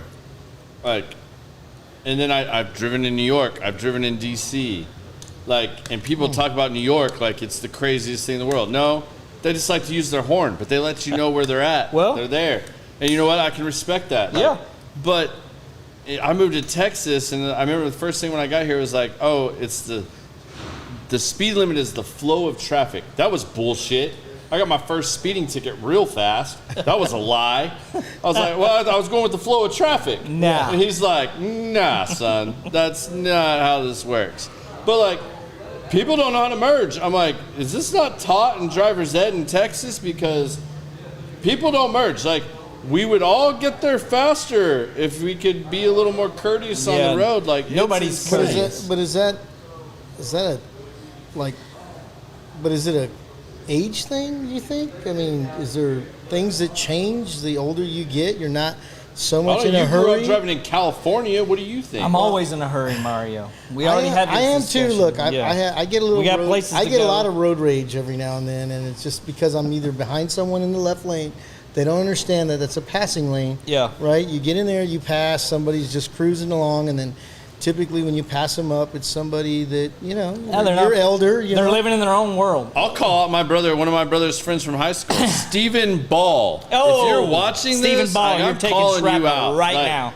This dude literally will get on a major highway and he will camping drive out? the speed limit in the fast lane, and people will be honking on him. He's like, "It's my right. speed limit, bro. I'm abiding by the law. Like, I am driving the speed limit. Get off my ass." And I'm like, "No, you're wrong. Why do you think there's a passing lane? Like, can Oklahoma be the signs. only state that says the left lane is for passing and we'll write you a ticket if you're not and you're just cruising in the fast lane?" Oklahoma's got it right. I mean, for Boomer real, Center, you know what I'm right? saying? Yeah. Yeah. I hear you. One thing we definitely agree on. There is no What doubt. happened if there was like no speed limit? What would be the case? I think people some would- of these highways up in Montana and all that, Autobahn. right? I mean, you I don't haven't got to you don't drive see on it. people getting into car accidents up there. Yeah, the dumbass that still does what dumbasses do, but like the majority, like, I mean, we could take this to like legalizing drugs. Like, go to the states that's that a good have topic. legalized drugs. Like, We were just I there. mean, like, do you have to do that? Like, does it really make everybody a drug addict because it's legal? No. No, like, have some common sense. Like, there's so many things like that you could just go down the road about, like, but the majority can't have common sense. They can't handle it. Well, they don't have any life experience. One, I Mm-hmm. think that's a lot to do with it. I really do. Yeah. I really do. I think that, Absolutely. I don't know, it seems like I'm an old soul from the time I'm little to think about my surroundings. I think that's a lot of, when you talk about common sense, I think I put that on you a month or so ago. Of like, your show's common sense, and I know it's cents like dollars. When we talked about that, Yeah. you get what you pay for. Yeah. But when you're talking about common sense, it's about just what's around you. Most Yeah. people are selfish. Really, when it Yeah. comes down to it, they're living their own world. Yeah. When it comes down to it, it's me. I don't care about you. Yeah. You know, and what so, you. so do you think there's less common sense today because of a generational shift, or do you think we had more common sense when we grew up, or do you think there's less Absolutely, absolutely. I think a lot of people want to think they have common sense. I think so, because I had a conversation with one of my coworkers today about this. And mind you, you guys both have kids. I don't have kids. But we were talking about, remember when you were like 10 or 12 years old, you're, a third, fourth grade boy going through puberty. You would sneak out of if your parents were super strict, you'd go stay the night at your friend's house, whoever's house you could get out of the easiest, and you're running the neighborhood. You guys are playing Absolutely. flashlight tag. You're running the You're being a neighborhood. kid. You're being a kid. Yeah. You We don't do that. You may have set out. You may have gone over to see some girl that had her window open, so you're sneaky. sitting there, Yeah. sitting outside her window, talking to you, and like you're trying to mac on this girl and like impress her. Like, yeah, I'm out of the house. Whatever. You can't do that today. No. If you got caught doing that, you would be in jail as a sex offender. Yeah. True. I mean, like, legit, like a 12-year-old Tom. boy. Yeah. You'd be a peeping Tom. You'd be some like, just because you were sitting out there talking to your little girlfriend that you wrote notes to in Pretty third innocent. grade. Like, Innocent. Like, Innocent and, fun. And I'm not saying everybody is, but I'm just saying the majority. Like, that was growing up in the 80s and 90s was. Like, you did those kind of things. You ran around the neighborhood with your friends. You couldn't go through 2 neighborhoods in North Dallas and not get picked up by a cop or somebody reporting you or a Ring doorbell catching you. Yeah. I mean, you couldn't go door knocking. You couldn't. I mean, you can't do any of the things. You egg somebody's house, toilet paper somebody's house, like all. It the happens things we did as occasionally. kids. Right, Small, but we live in a small town. But like, now it's it's still considered very like minor. Yeah, now, Sure. If But kids you are doing can't that now, do those it's like things. Same criminal. thing. It's like when I and it's was, like it wasn't criminal when we were growing up. It was just No, you would. Somebody might call your mom and say, "Hey, did Right. you know your boy was out and he your forked my son yard?" was over here. Yeah, hey, he was talking to my daughter TV, through a yeah. window. At 1 o'clock in the morning. Yeah, it's like, oh, I didn't know he told me he spent the night at so and so's house. Mm-hmm. I got busted that way, you know. But Right.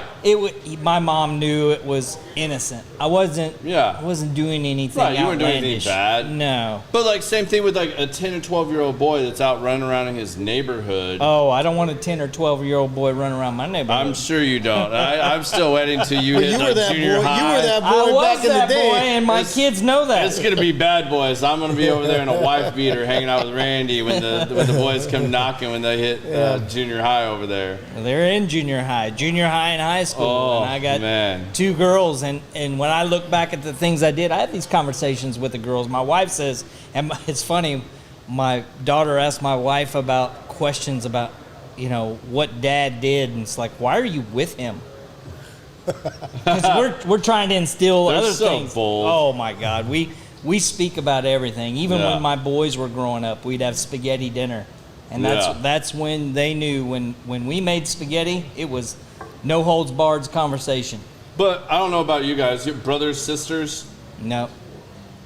I got 6 other brothers. Okay, so you know what it's like. Then are you the youngest, oldest, I'm middle? somewhere in the middle. Uh, Forgotten about. But when you were a kid, like I remember, like both of my parents worked.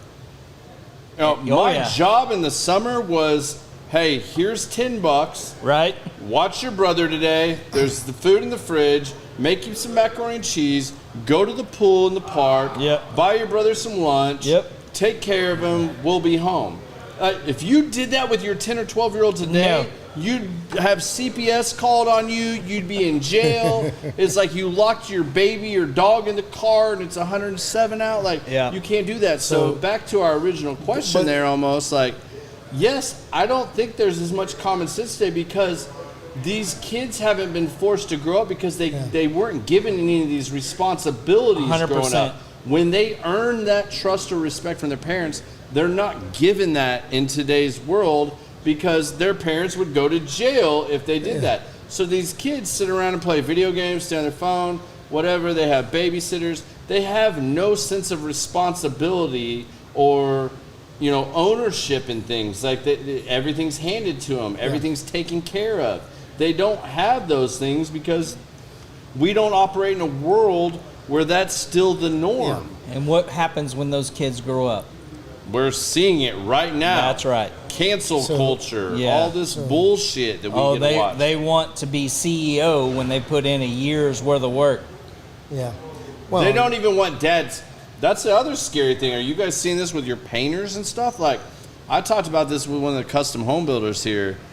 What about all these high-end trade carpenters, like high-end framers, high-end trim guys, high-end drywall guys that can do like level 5 finishes, high-end painters? Where are they at? I was saying that doesn't exist here. When their dads retire and it's no more, which a lot of them are getting to that age, where's the next group coming from? Because we're not teaching kids these trades, nor do they want to know these trades. Yeah, they want dad's lifestyle and money. Well, you bet. They want to own the business, but they don't want to actually do any of the work. And what makes those guys good is they all know how to do that work. Yep. They've trained every one of those guys coming up on how to clean their spray rig, how to paint this, how to do this high-end faux finish, how to do XYZ, how to cut these angles, how to finish this drywall at this level. They've been taught that for years as like apprentices.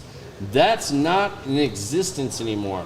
So where are we going to be in another 5, 10 years? We're going to be in a world of hurt. When those guys retire, because who's going to do that high-end work? Everybody's going to be doing what we call turn level work. Like, but when you live in University Park or something and you want that high-end cabinet custom guy, where are you going to get him from? Because nobody's training those guys anymore. No. Well, I think that's the biggest thing we're facing right now is the trades, right? The people working with their hands, that's diminishing. It's diminishing. That's why we have to turn to folks that are willing to do the work, and they may be getting trained, the proper training, but most of them are not.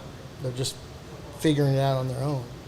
So, Or they don't have a desire to. They just want to run the business. They want to run the business. They want to just- make the money. They want to have the lifestyle. They want to buy It's fine been cigars provided for them all that time. Like, so did we fail as Gen X? Did we Oh fail man, our millennials? growing up, and Tasha can tell you, I'm not very good with my hands, but I'm good with other things. Yeah. So again, it's. But you what do didn't you come know? from a family like that. Like your No. family wasn't trying to teach you to. My family worked.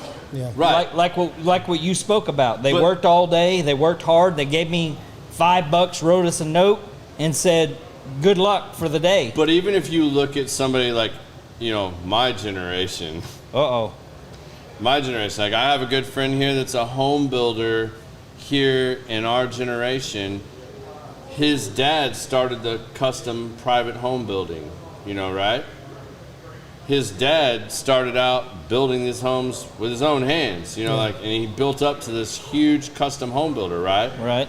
Well, when son comes in, does son start off as the framer? No. No. Yeah. The son's starting off as the project manager. And he doesn't even know how that wall's supposed to be framed. Yeah. He just knows if you're So working or if instead of making them come up the way that they did, the majority, I'm not saying this is all of them, but the majority of them, they didn't have to go through the same rigors that dad did. Yep. And I think a lot of parents have failed their kid because they just wanted to provide them something better, that they didn't make them learn the essentials to be able to do that. And now you've got a whole nother generation. They're taking over these companies. Well, who's doing the worker? And our immigration policy is shit. So the guys that actually want to do the stuff that, in my opinion, most white people do not want to fucking do, they don't want to do it, but we don't want to let the guys in from Mexico right now that actually want to do it. We're not making it easy for them to get their citizenship and to be able to do this stuff. And these guys have been doing it with their dad, their granddad for decades. Yep. But here in America, we haven't been doing that. We gave our kids the easy way. We wanted to, make them successful. We didn't make them start where we did. Some did, some didn't. But there's going to be a huge gap, I think, here in 5 to 10 years that I don't know in 5, 10 years, I still want to be in construction because where are these guys going to come from? Right. I'm going to be trying to do A-end work, high-end A-level work, and all I've got C&D guys. Yeah. There's going to come a point where that's going to be a big factor all across the U.S. because we don't teach these kids how to do this stuff. I think they all want the easy way. Well, They've been given stuff. Well, other things have changed that though, Garrett. I mean, you look at, because we're talking about trades, right? We're talking about trades. Look at how many shifts of businesses or careers have shifted from trades to the computer world, right? I mean, the internet changed a lot of that. Yeah. Sure. I mean, everything these kids do is put on internet. When we went to school, there were still trade shops and. We had wood shop and mechanics. I mean, taking an auto class. So how do we fix that? I think they need to put that back in school. I think that's the first step. And coming from a small town, when we have FFA and things of that nature, I mean, my daughter learned how to do a cutting torch. Yeah. It was awesome. That's freaking amazing. When you talk about, I mean, she's a 15-year-old kid, 14-year-old at the time, and she's done something I've never done because I didn't have that. Gensler, you're missing out right now. I know you'd have so much to say about this. No. Yeah, you know what's funny? Gensler, my old neighbor, he taught my daughter. I didn't grow up hunting. Yeah. Right. So we took her out at 13 years old and put a rifle in her hand, and she hit from 50 yards, 100 yards. I was like, wow, she's got something here. And she's calm, cool, and collected. Put her out in the stand. I've never killed a deer. She dropped a buck 125 yards. No problem. Yeah. No problem. So it's about teaching your kids these life lessons. I always taught my boys. I have older boys too. So I have a 29-year-old. Holy shit. Yeah, Mario. He's Started young. making me a peepaw or whatever I'm going to be. Peepaw. You know, and a 27-year-old. I'm getting you a tag for your golf bag. Yeah, boy, that'd be good. Peepaw Rivers. But the only thing I told them, if I didn't know, I said, just work harder than the man next to you. Yeah. The only thing that I could tell them, they would always have a job if they worked harder than the man next to them. Learn a trade, learn what you're doing, ask questions if you don't know, but outwork the man next to you. Yeah. And that's, my youngest one, he's the one that he brings that up. He's like, the one thing you taught me was work hard. Yeah. I just think you hit a rub at some point in all this, because AI, robots and shit aren't going to be able to build a house from scratch. You know what I mean? Like, what we do We don't think. I know, but like our industry is never going away. People are always going to need apartments and homes. But we're doing a piss poor job of training younger men and women how to do these trades, because most of them don't want to do that hard work. Like, I can guarantee you in the next decade, the dudes that are going to draw the most money, like, you don't want to be a stockbroker or some crypto guy or some video gamer or blogger, podcaster. Blogger, yeah. Like, you legit, if you can learn one of these high craft trades, you're going to be able to get premium dollar per hour, because no one else is going to be able to do what you do. Get your grandfather, your dad to teach you that trade, because how many great painters? I mean, if I called either one of you right now and I said, I need a new painter, you guys are gonna give me 5 or 6 names, but how many of those would you say, like, hey, here's a young guy that'll be around for a while, like, you need to call so and so? I'll bet you only have 1 or 2. You'll be pressed for 2. You probably have 1 that you're gonna go, yeah, this dude right here, he's getting it and he's on the up. But like, there aren't those guys coming up in what we sell. That's the biggest problem. We sell other people's work, especially me as a GC. Sure. I sell the management of jobs that they don't have the time to management, and I pull in the right guys with the right experience and the right crafts and trades. Those are diminishing rapidly. There's no doubt. You know, you brought up AI though. That's a serious threat to everything that we do. It's amazing. Have you played around with it? It's scary. It's awesome. I do my show descriptions. No, and stuff. it is amazing. It's so great. But it's scary. You're really good? Oh, dude, no. Like, so there's one for YouTube. Like, after my show goes live, it posts on YouTube.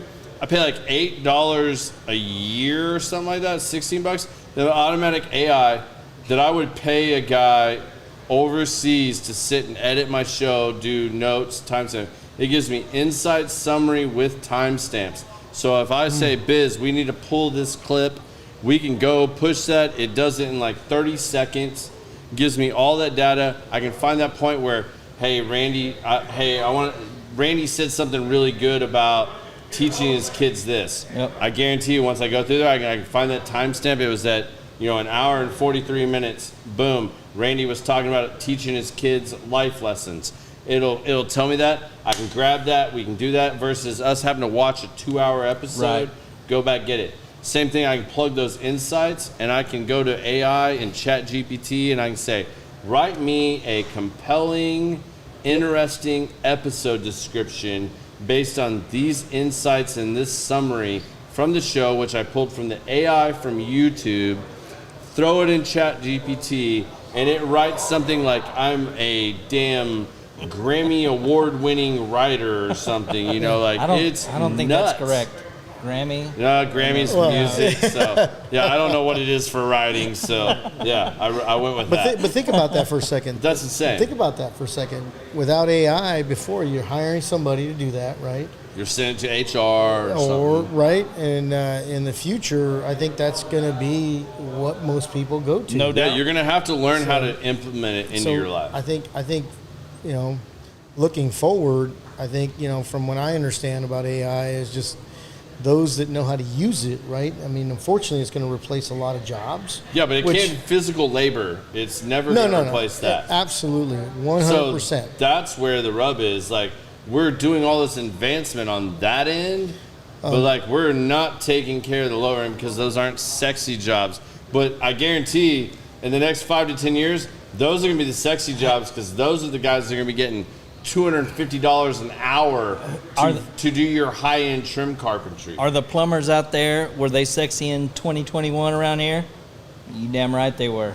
I'll tell you what, my plumber makes a shit ton of money. And I know because my plumber, the main one I use, he was working with somebody else. And I told him about these plumbing jobs that came up. He started his business, brought it back up again. He's buying horses and cars and shit. And Well, they had the houses. memes with the plumbers with the gold necklaces. The cars. You guys, and you guys made fun of me because, like, and this is funny. I showed up on a job in Midland, Odessa. This guy had a pair of boots on, and I was like, literally, I was getting calls nonstop that, like, hey, the plumbing is so bad, shit is overflowing in the streets. We're on the news. Ugh. And I'd have to get in my truck the next morning, drive down, have my plumbers there. We're bidding repipes on these buildings, like 5, 6 properties, right? It just hasn't been approved yet. So we're putting out fires, right? But it's on the news, so like deal with it right now. Like we got to take care of this. Like this is done. I show up on the job site, my master plumber is wearing these fancy boots. They got all these notches cut in the side. They got a cross on the front, look very afflicted. Exotics. And I'm like, I'm in construction shoes. Yeah. We're walking around in shit, literally. And I'm like, that's really messed up, man. Like, you're wearing these really nice boots. And I got he's another like, pair. He's like, oh, you like these? I'm like, yeah. Well, he talked to my wife. Like, he ends up sending me a pair for Christmas. And I'm like, I can rock these. The guys at the shop, man, dude, they made fun of me so bad. They're like, nice, Come like, on. bedazzled boots, blah, blah, blah. Can't you just get a pair of ostrich or, blah, blah, blah, snake skin, whatever. And I'm like, whatever. I think they look pretty cool. I finally was out. The best was I went to California to see my little brother when he was living out there. I started clowning on him because he's got long hair down to here. He's got a beard down to here. He looks like ZZ Top. He's wearing skinny jeans. Oh, boy. He's got a pickpocket, a comb in his back pocket. Oh boy. And I'm like, bro, what are you doing? And he looks at me, he looks at my boots, and he goes, did Chris Angel have a garage sale?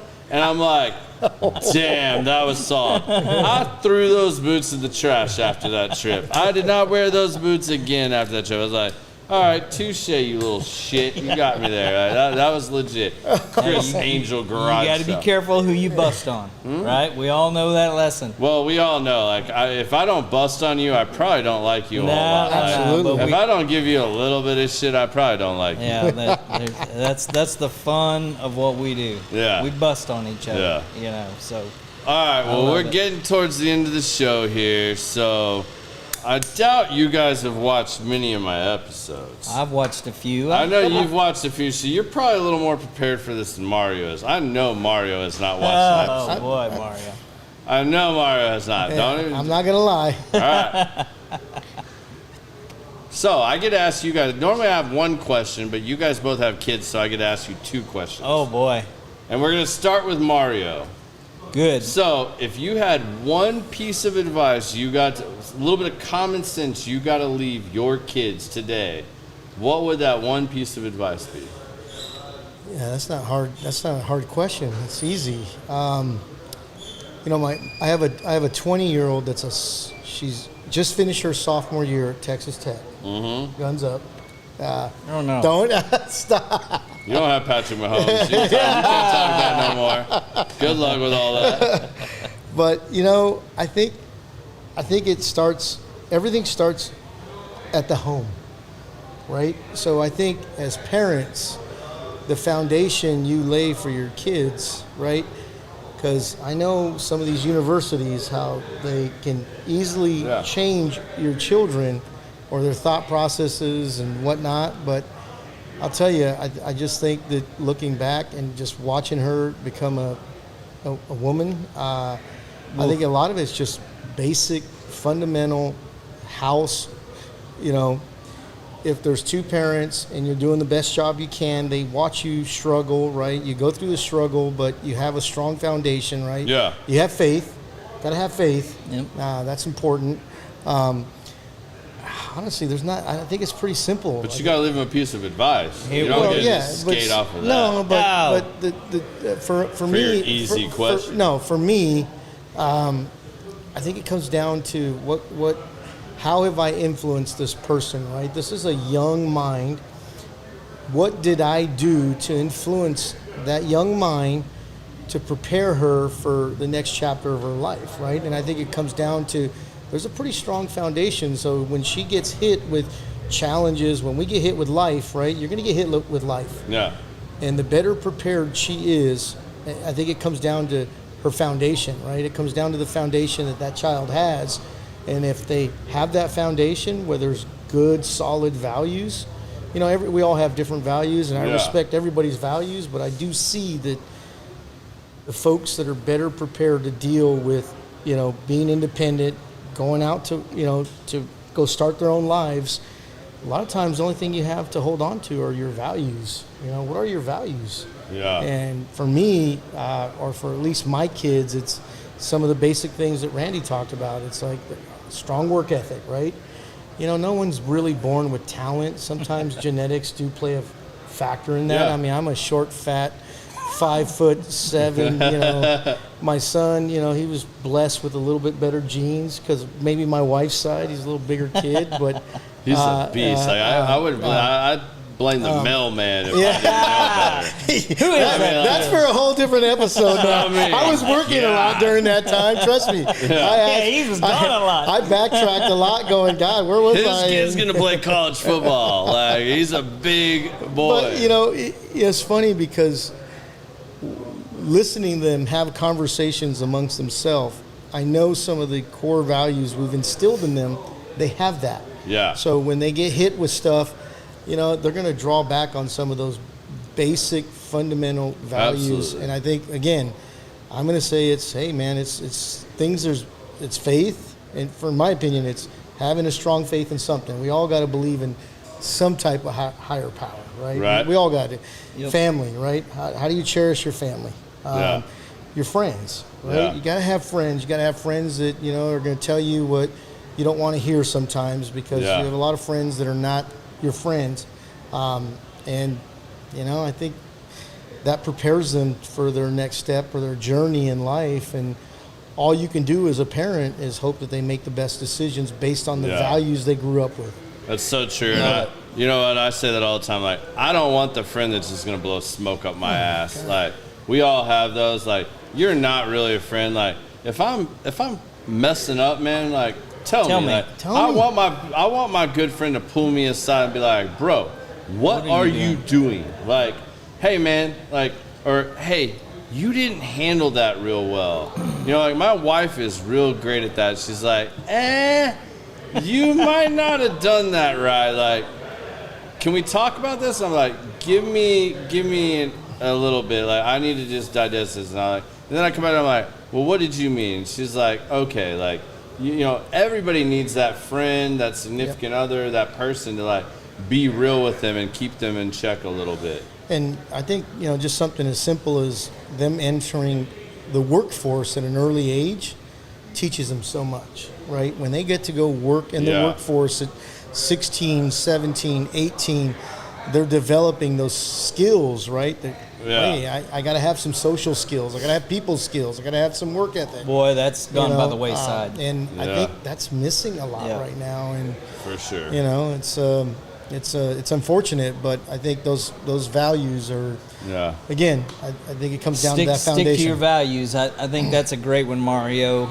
You know, we instill that as a family. You know, we try to have a good schedule. The values that we're not perfect.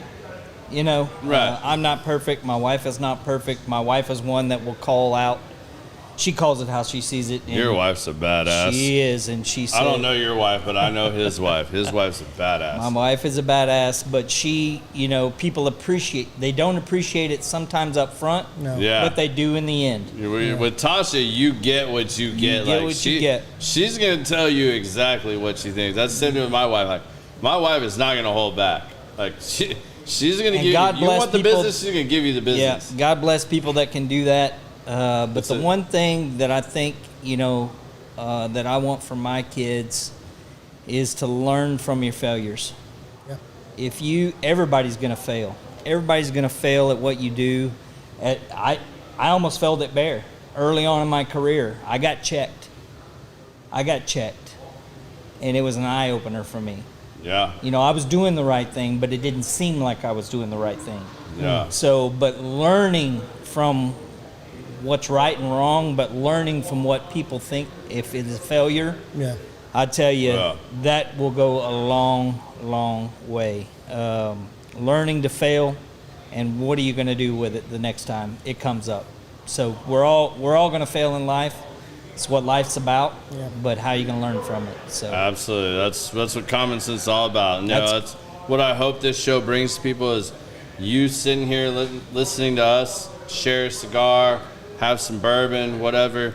You get to hear about some of the ups and downs of what we went through, the advice we have or any certain person has, because that's from their experiences. That's from the ups and downs of life, and that's what put them where they are. And nobody just started out where they're at now. Like, No. they all went through trials and tribulations. They had to learn from those things. So That's right. All right, we're gonna give him some time to think since he thought that one was so easy. I'm gonna let you start this one off. Oh boy, I thought you said 2 questions. 2 questions. Oh boy. Okay, here we go. Mario gave us like the most profound, long one I've ever heard. Sorry about that. I'm a doer, so I'm going to In like answer 30 this. something episodes, Mario hammered that one. So yours is, it's common sense. Okay. We like for all our guests to share their 2 cents. It can be your 2 cents about literally anything. Like, just share some knowledge, share some whatever experience, like whatever you're inspired to say right now, or like whatever you want to share. But like, give our listeners some like real Randy Rivers 2 cents. Like, Man, you can oh, vent about man. whatever you want to. I mean, you can talk about how bad the Longhorns are going to suck this year in I the would SEC. love to or- talk about that. You know, whatever you really want to do. I would mean, love go to talk for it. about that. I don't. Boy, that's a good one. You put Mario on the spot on the first one. You put me on the spot on this one. My 2 cents for everyone out there that's listening at this point. There comes a time where you think you got it licked, right? Life, and something hits you in the face. Something hits you in the face that you didn't anticipate. It's how you react to that. Yeah. I would say I read a book, and that was the one thing that I took from that book. And Wasn't a picture book? It was there was no picture. Pop-ups? Look, I'm not a big reader. There's no doubt. But the one thing, I said it earlier, you learn from your mistakes. But when something hits you in the face that you don't really think that you're doing wrong, and someone checks you, what are you going to do about it? Yeah, how are you going to react? Yeah. Mike Tyson said that, like, Oh, you yeah. think it's all fine until you get punched in the mouth. face. That's it's so true. Yeah. Yep. So for those out there that are going through something, whatever it is, and something that just whacks you in the face, that you're like, wow, I didn't even know that was me. I didn't know that was me. Well, how are you going to fix it? Yeah. What are you going to do? How are you So- going to man up? That's it. And it's about learning those lessons. I think we talked a little bit about lessons. Could be a failure, but Being humble in that. 100%. If you think that you're doing everything right and someone checks you, you might want to listen. Yeah. Very well said. Thank you. Very well said. Mario, Oh, it's your time. Tougher question here. This is a much tougher question. look, you got us in touch with Oh our no, feelings. this is a tougher one. Yeah. I got to go back, and Randy's probably heard this because a few years ago I had to get up and give a little bit of a speech in front of A our little whole company. speech? Yeah, I think I held the record in time. Mario gives little speeches. Is this No. possible? So, I learned something. I was fortunate enough. I love reading. I think I told you guys I love reading. I love reading mostly about our greatest generation, right? Greatest generation. Baby boomers. Absolutely. Jesus. Right? World War II, right? The war, baby boomer. But for me, I think the best thing I can give to anybody is, look, we all have different talents, skill sets, but it goes back to, look, I learned something from an old high school coach. It wasn't even my coach. He was an old football coach. And he had this saying. It was so simple, but it was so impactful. It was like, look, give it your all, right? Give it your all. All you can do is all you can do.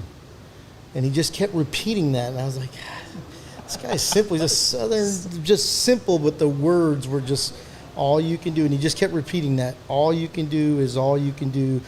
All you can do is all you can do, but all you can do is enough, right? If you give it your all, right, that should be enough, right? All what we give, whatever we're putting out there, if it's everything we've got, it should be enough, right? It should be enough. You should be able to feel like, hey, man. How do you know you gave it your all, though? That's a good question. Where do you draw the line? Like, how do you judge yourself then on, like, truly knowing you gave it your all? Because, like, I'm in the gym. I work out a lot better when I have, like, a partner with me. Because, like, I'm pushing myself just that much more. You're comparing yourself to that other person, or having that mentor or that goal, like, to push yourself to that. Yeah, like, sometimes it takes having another person, right? Sometimes it takes having another person, but because not everybody has that inner. No, they don't. That inner, like, fuck your bitch, like, like that fuck that. Like, Yeah. I'm gonna bring that extra out. Like, I really gave it 110. Like, it's really easy to say I gave it 110. Did you really? Well, what was the work you put in prior to what you're doing? I think Yeah. it's funny you say that, Mario, because my daughter, she's a runner. She's a good runner. And we didn't know she was a good runner until she ran. And I looked at her before one track meet, and I said, "You're good is good enough." it is. And she just stared at me like, "How do you know, Dad?" I'm like, "Because I've seen it. I've seen the work you put in." I think it goes back to what you do to get to where you're at. So I love that. Think about, like, just basic 101 management, right? So when you're managing a team and you look at your team, and if you have someone that's giving it their all, right, their 100% is going to look different than yours. Sure. Yeah. Right? You have to manage those expectations, but just because their expectations may fall short, but if they're giving you 100% of what they got, That's all Yeah. I got. you've got to manage to that. You got to say, hey, man, this is good. I appreciate Yeah. that, right? You're not going to be a Rivers that's up here. His 100%'s Oh, up my here, God. right? Yeah. But maybe Mario's is down here, but he's giving me everything he's got. I'll take Yeah. that. I'll take that all day long, because you know what? You You need know you're getting the 100. I'd rather take everybody At their 100%. at their 100% versus someone that's giving me. You can have the most talent, but like they say, man, talent ain't shit unless you live up to it, right? Yeah. You got to live up to it. Yeah, So, absolutely. so I think that means a lot to different people. To answer your question, I think it's just, hey, man, you get up, you try to be the best person you possibly can be, and sometimes that's hard, right? Yeah. Being honest, having Vulnerable. integrity, right? Being vulnerable. You're going to make mistakes. We're Yeah. human, right? What humanizes somebody? I mean, I love being human. I make mistakes all the freaking time. It's like, Yeah. people laugh at me, and it's like, hey, man, that's just who I am. Only when you do the mustache. Yeah. No, the mustache wasn't a mistake. That was a great few But that years. was I lost a bet to my son. I had to grow the Mario Brothers mustache handlebar because I made a bet with him in first grade. I'm like, hey, you're playing this team in the Super Bowl, and I'm like, you guys have lost to them twice in the regular season. I go, if you guys win this game, I go, I will look like Mario Brothers for a full year. And kid you not, man, he played just probably now his sharing. best game. He played his best game that day, and I'm like, He wanted to embarrass Dad. I was like, damn, I gotta look like Mario Brothers for the next year. It was a and I good did. I held up my end You, of the bargain. you did, and twisted you it did up. not reveal that until just now. Yeah, that's Well, it's awesome. pretty bad when people in our industry come up to you and say, hey, I heard you're giving out free mustache rides. Oh man. Sorry, I didn't mean to close with that. But yeah, you just got to give it your all. I think, All right. Well, I love it. guys, thank you so much for joining me on the show. I hope y'all enjoyed this episode of Common Sense. I hope y'all learned something. I mean, you got a lot of years of wisdom over here speaking Years. to you for 2 hours plus. This might be one of the longest episodes we've done. Biz is over here giving me the sleepy eye. But I appreciate all y'all tuning in. I hope you'll join us next week. We have another great one lined up for you guys. But enjoy the rest of your night. Peace. Peace out. thank you guys. Appreciate you.